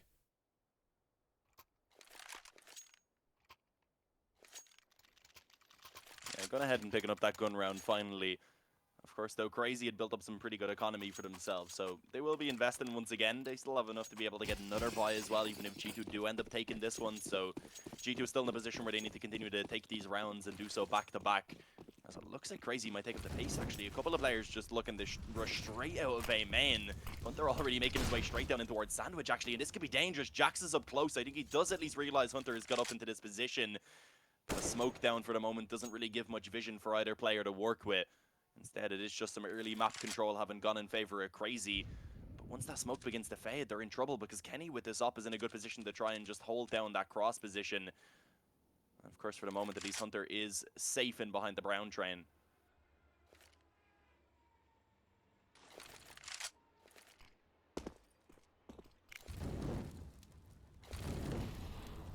Yup, still sitting down for G2, looking for a target. CR4ZY have all the smokes to play with to box off those angles. They haven't spotted Jax out, but he doesn't land the kill. 1 HP left. Hunter just burned fully. I think there was 100 HP done with a Molotov. I don't know what was happening there from Hunter's perspective. Shot landed by Otto, though. That's going to be the main target. Kenny taken out. He's the one you need to take down if you want to win the rounds, but there's a couple more that can do the damage. All left down to Shox in a 1v1 as Esperanto picks up 2. He's coming in through Ivy, scoped up and ready to rumble. He'll catch an angle. It'll have to be a Kenny flick if he's looking up towards top brown. It's working out so well for Esperanto. Shox eventually posts up in the angle, though. He's got this. As the peek comes in, Esperanto hits the head through the wall. The one thing he could do to save his life in that situation, and it works out for him. Yeah, this man wants to go to New York right now, sitting at 26-9. Let's have a look at that ADR, sitting on 208, it says, of course, not right because we are after the halftime, unfortunately, Mitch. Yeah, 208 ADR for this half so far. I mean, it's pretty good considering we are going on to round number 7 right now. So, yeah, I mean, Esperanto just overall having a lot of impact up there alongside, of course, Nexa, who's been having a good game. Hunter has had his rounds as well. Most importantly, off the back of that 1 versus 3 clutch, we do see, of course, the economy now of G2 again being broken in a position where 3 of their players can't afford to buy. So I'd imagine maybe it's going to be one of those buys where they just buy up some pistols and Kevlar again. Maybe Shox could pull out a rifle and just some body armor alongside of it so they have one weapon to work with and still gives them enough to buy in the next. It's going to be interesting to see what they do decide on, but of course, I pause in for the moment, so gives them a bit of time to actually go ahead and make that decision, not in too much of a rush. Now, they got all the time to play with. G2 definitely a fan of, or big fans of just chilling out, taking their time when they need to. G2's timeout did get called off, but then CR4ZY called for a technical pause pretty much immediately afterwards. That's what I was wondering, because I seen the pause going for a second, then I seen another one come in. Wasn't sure if it was just G2 calling like a second one or something. Okay, so CR4ZY on a tech. If anything, I mean, that gives G2 somewhat more time to just brush over their strategy, make sure they're polished. But I'm sure if they're calling the timeout off, they were ready to rumble either way.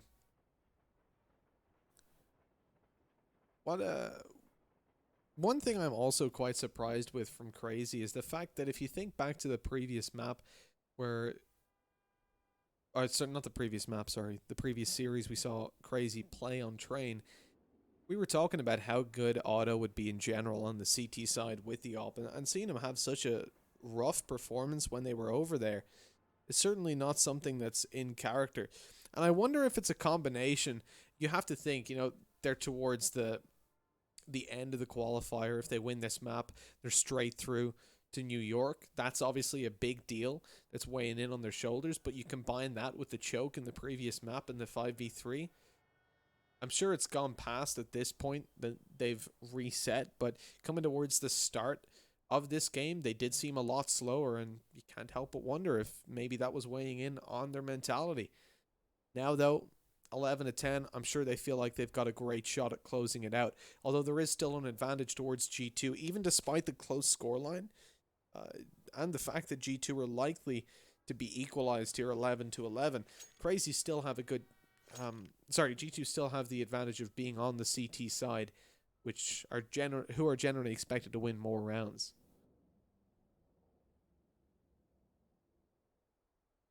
I mean, I'm just surprised that CR4ZY have been able to get off to such a good start here on the T side after struggling so massively against Mouse on it earlier. It does kind of just show you that it doesn't... the statistics rather of how it's gone in the past doesn't always mean everything. It's about how you show up in the moment, and right now that's pretty it's pretty good for CR4ZY. Esperanto being the one leading the charge. There we go. The pause finally being called off. Whatever issue they were actually having seems to have been resolved, I would imagine anyway.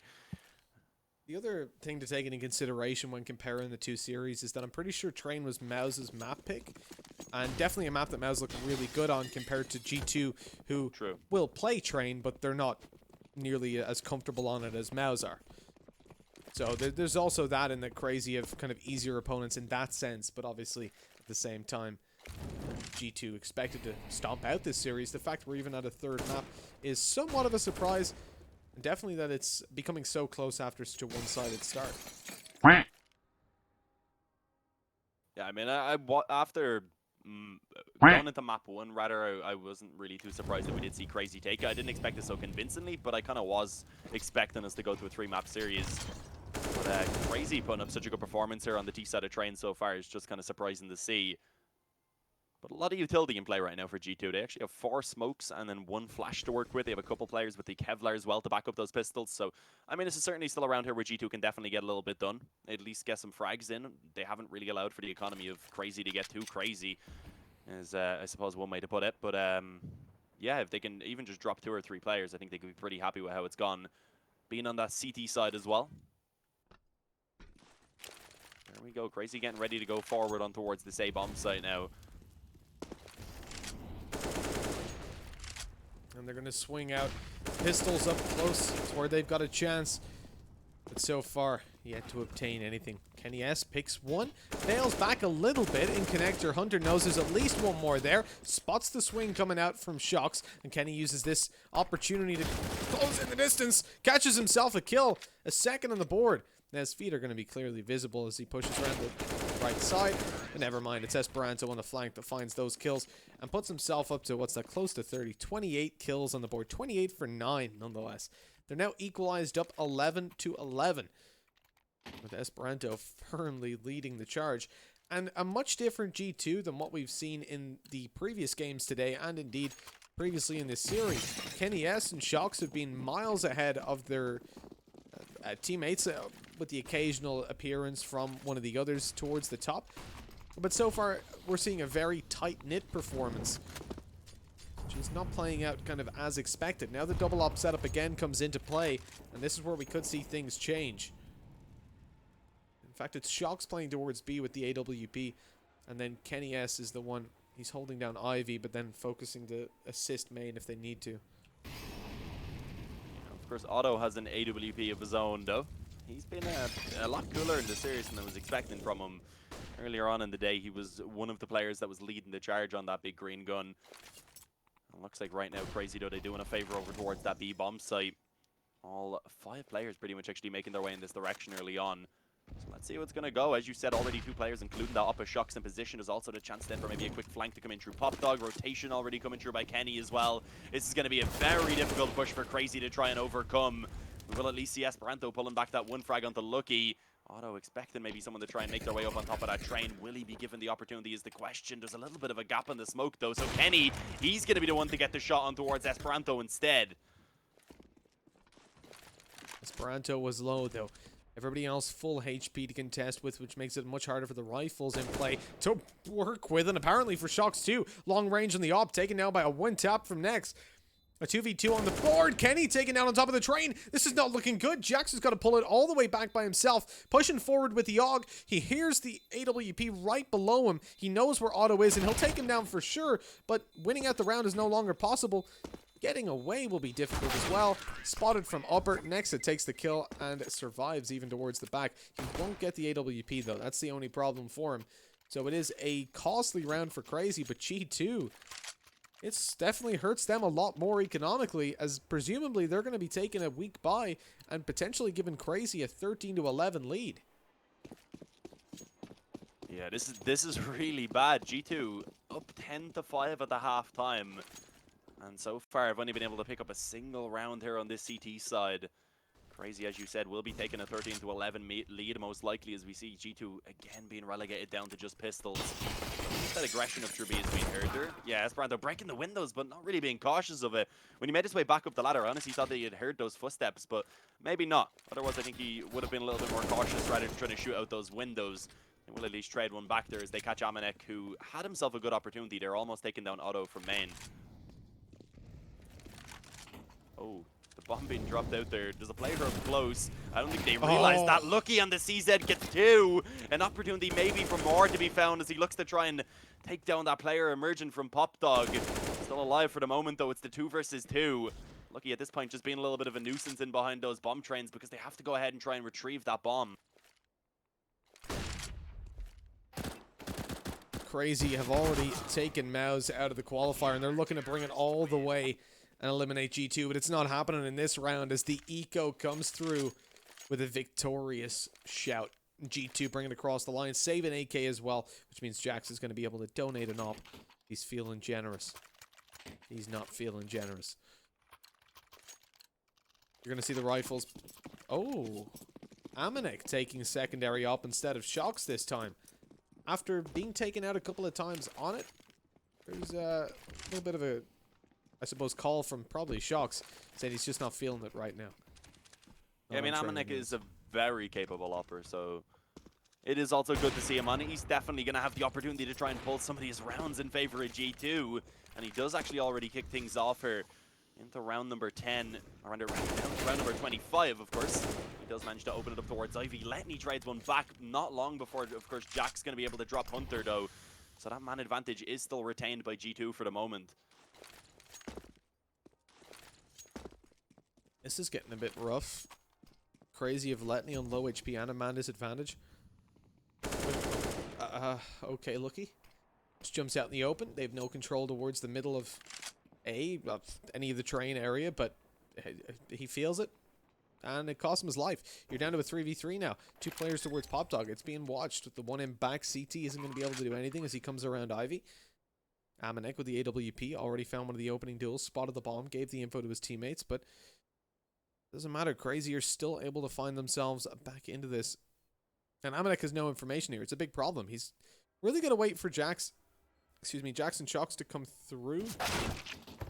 But he keeps on aggressing forward, and now I think they're just going to save. It makes sense in this situation. The cash isn't great on the majority of their teammates. And this is not a great round to lose at all. No, I mean, coming in with that eco win and then instantly falling in the round afterwards, it gave them an opening to go ahead and get themselves back on their feet here on the CT side, but unfortunately they weren't able to actually capitalize on it. Saving over those 2 weapons at least should give them a pretty decent buy. I mean, Jax can drop over an op, potentially even to Kenny. Kenny can give over a rifle, as you see. Yeah, and indeed, that is exactly what's going to be happening. So overall, a pretty solid buy. Shocks can drop a rifle over to Lucky as well, which he doesn't do. Lucky just ends up going for the FAMAS. That's an interesting choice.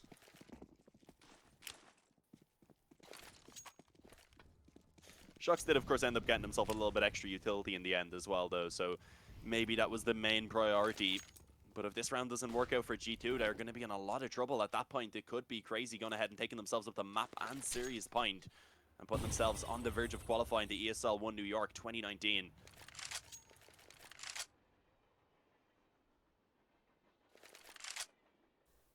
Lucky and Shocks defend B, and they're about to get hit by a full 5-man squad.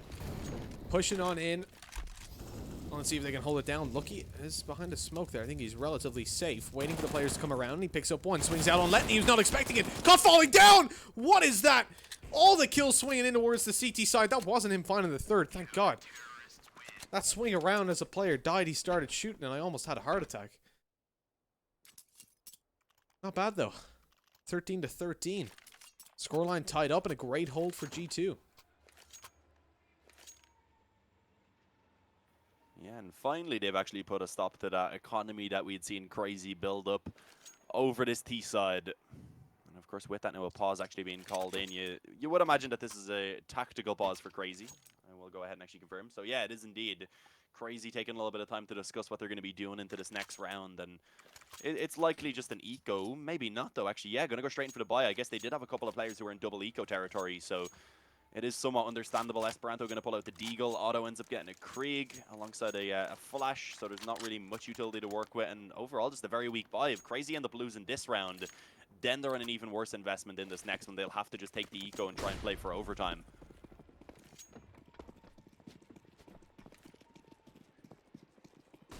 I just watched it back there. Lucky spinning around after finding the 2 kills.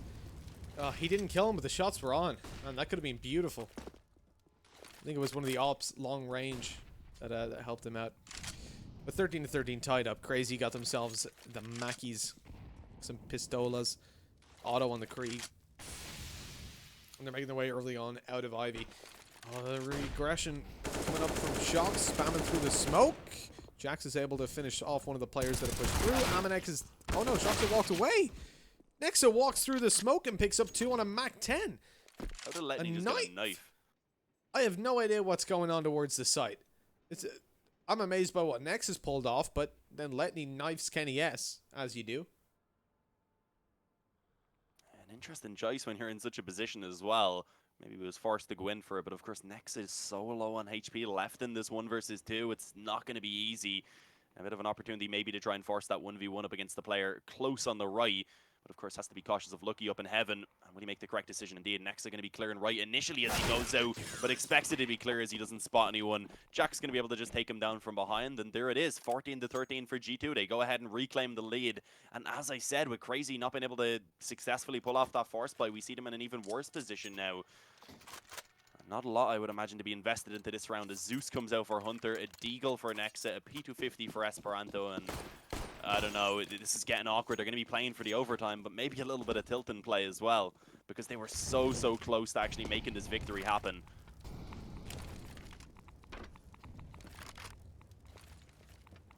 I mean, at least it's not as bad as the previous map. They didn't throw it away with a big misplay. Jumping, but not for joy. Otto gets taken down by a nade from Amanek. Look, he's returned on. A decent pick for CR4ZY to work with. The man disadvantage in this kind of buy is better than you can usually stumble on by. Kenny, oh, misses the shot, but they've not spotted Shox out. He's just going to wait. He's got them both. There's 1, there's 2. They've lost Kenny in the meantime, but Shox is happy. Oh, did they get the op? No, they actually don't end up picking up the op. That's a little bit awkward. We'll be able to buy one up again, or else one could be dropped over, so it's not the end of the world, but it's a bit of reinvestment that they otherwise would not have needed. Of course, it could end up costing them if they do lose this round as well. Going into the 30th round, they could be on a little bit of a limited buy if that's the case, but of course they're going to be looking to try and close it out right now. Another pause indeed going to be coming through, as I once again do have to check who this is from, and it is CR4ZY. Once again, utilizing the tactical pause, which is good to see. It's something sometimes you don't see from these teams, the the ones who are on the brink of making it towards that top level. A lot of the time the tactical pause is not being utilized as well as they could. Esperanto on 30 frags right now, Nexa on 27, 20 for Hunter. Let's see if they're going to be able to get this done and bring it into overtime.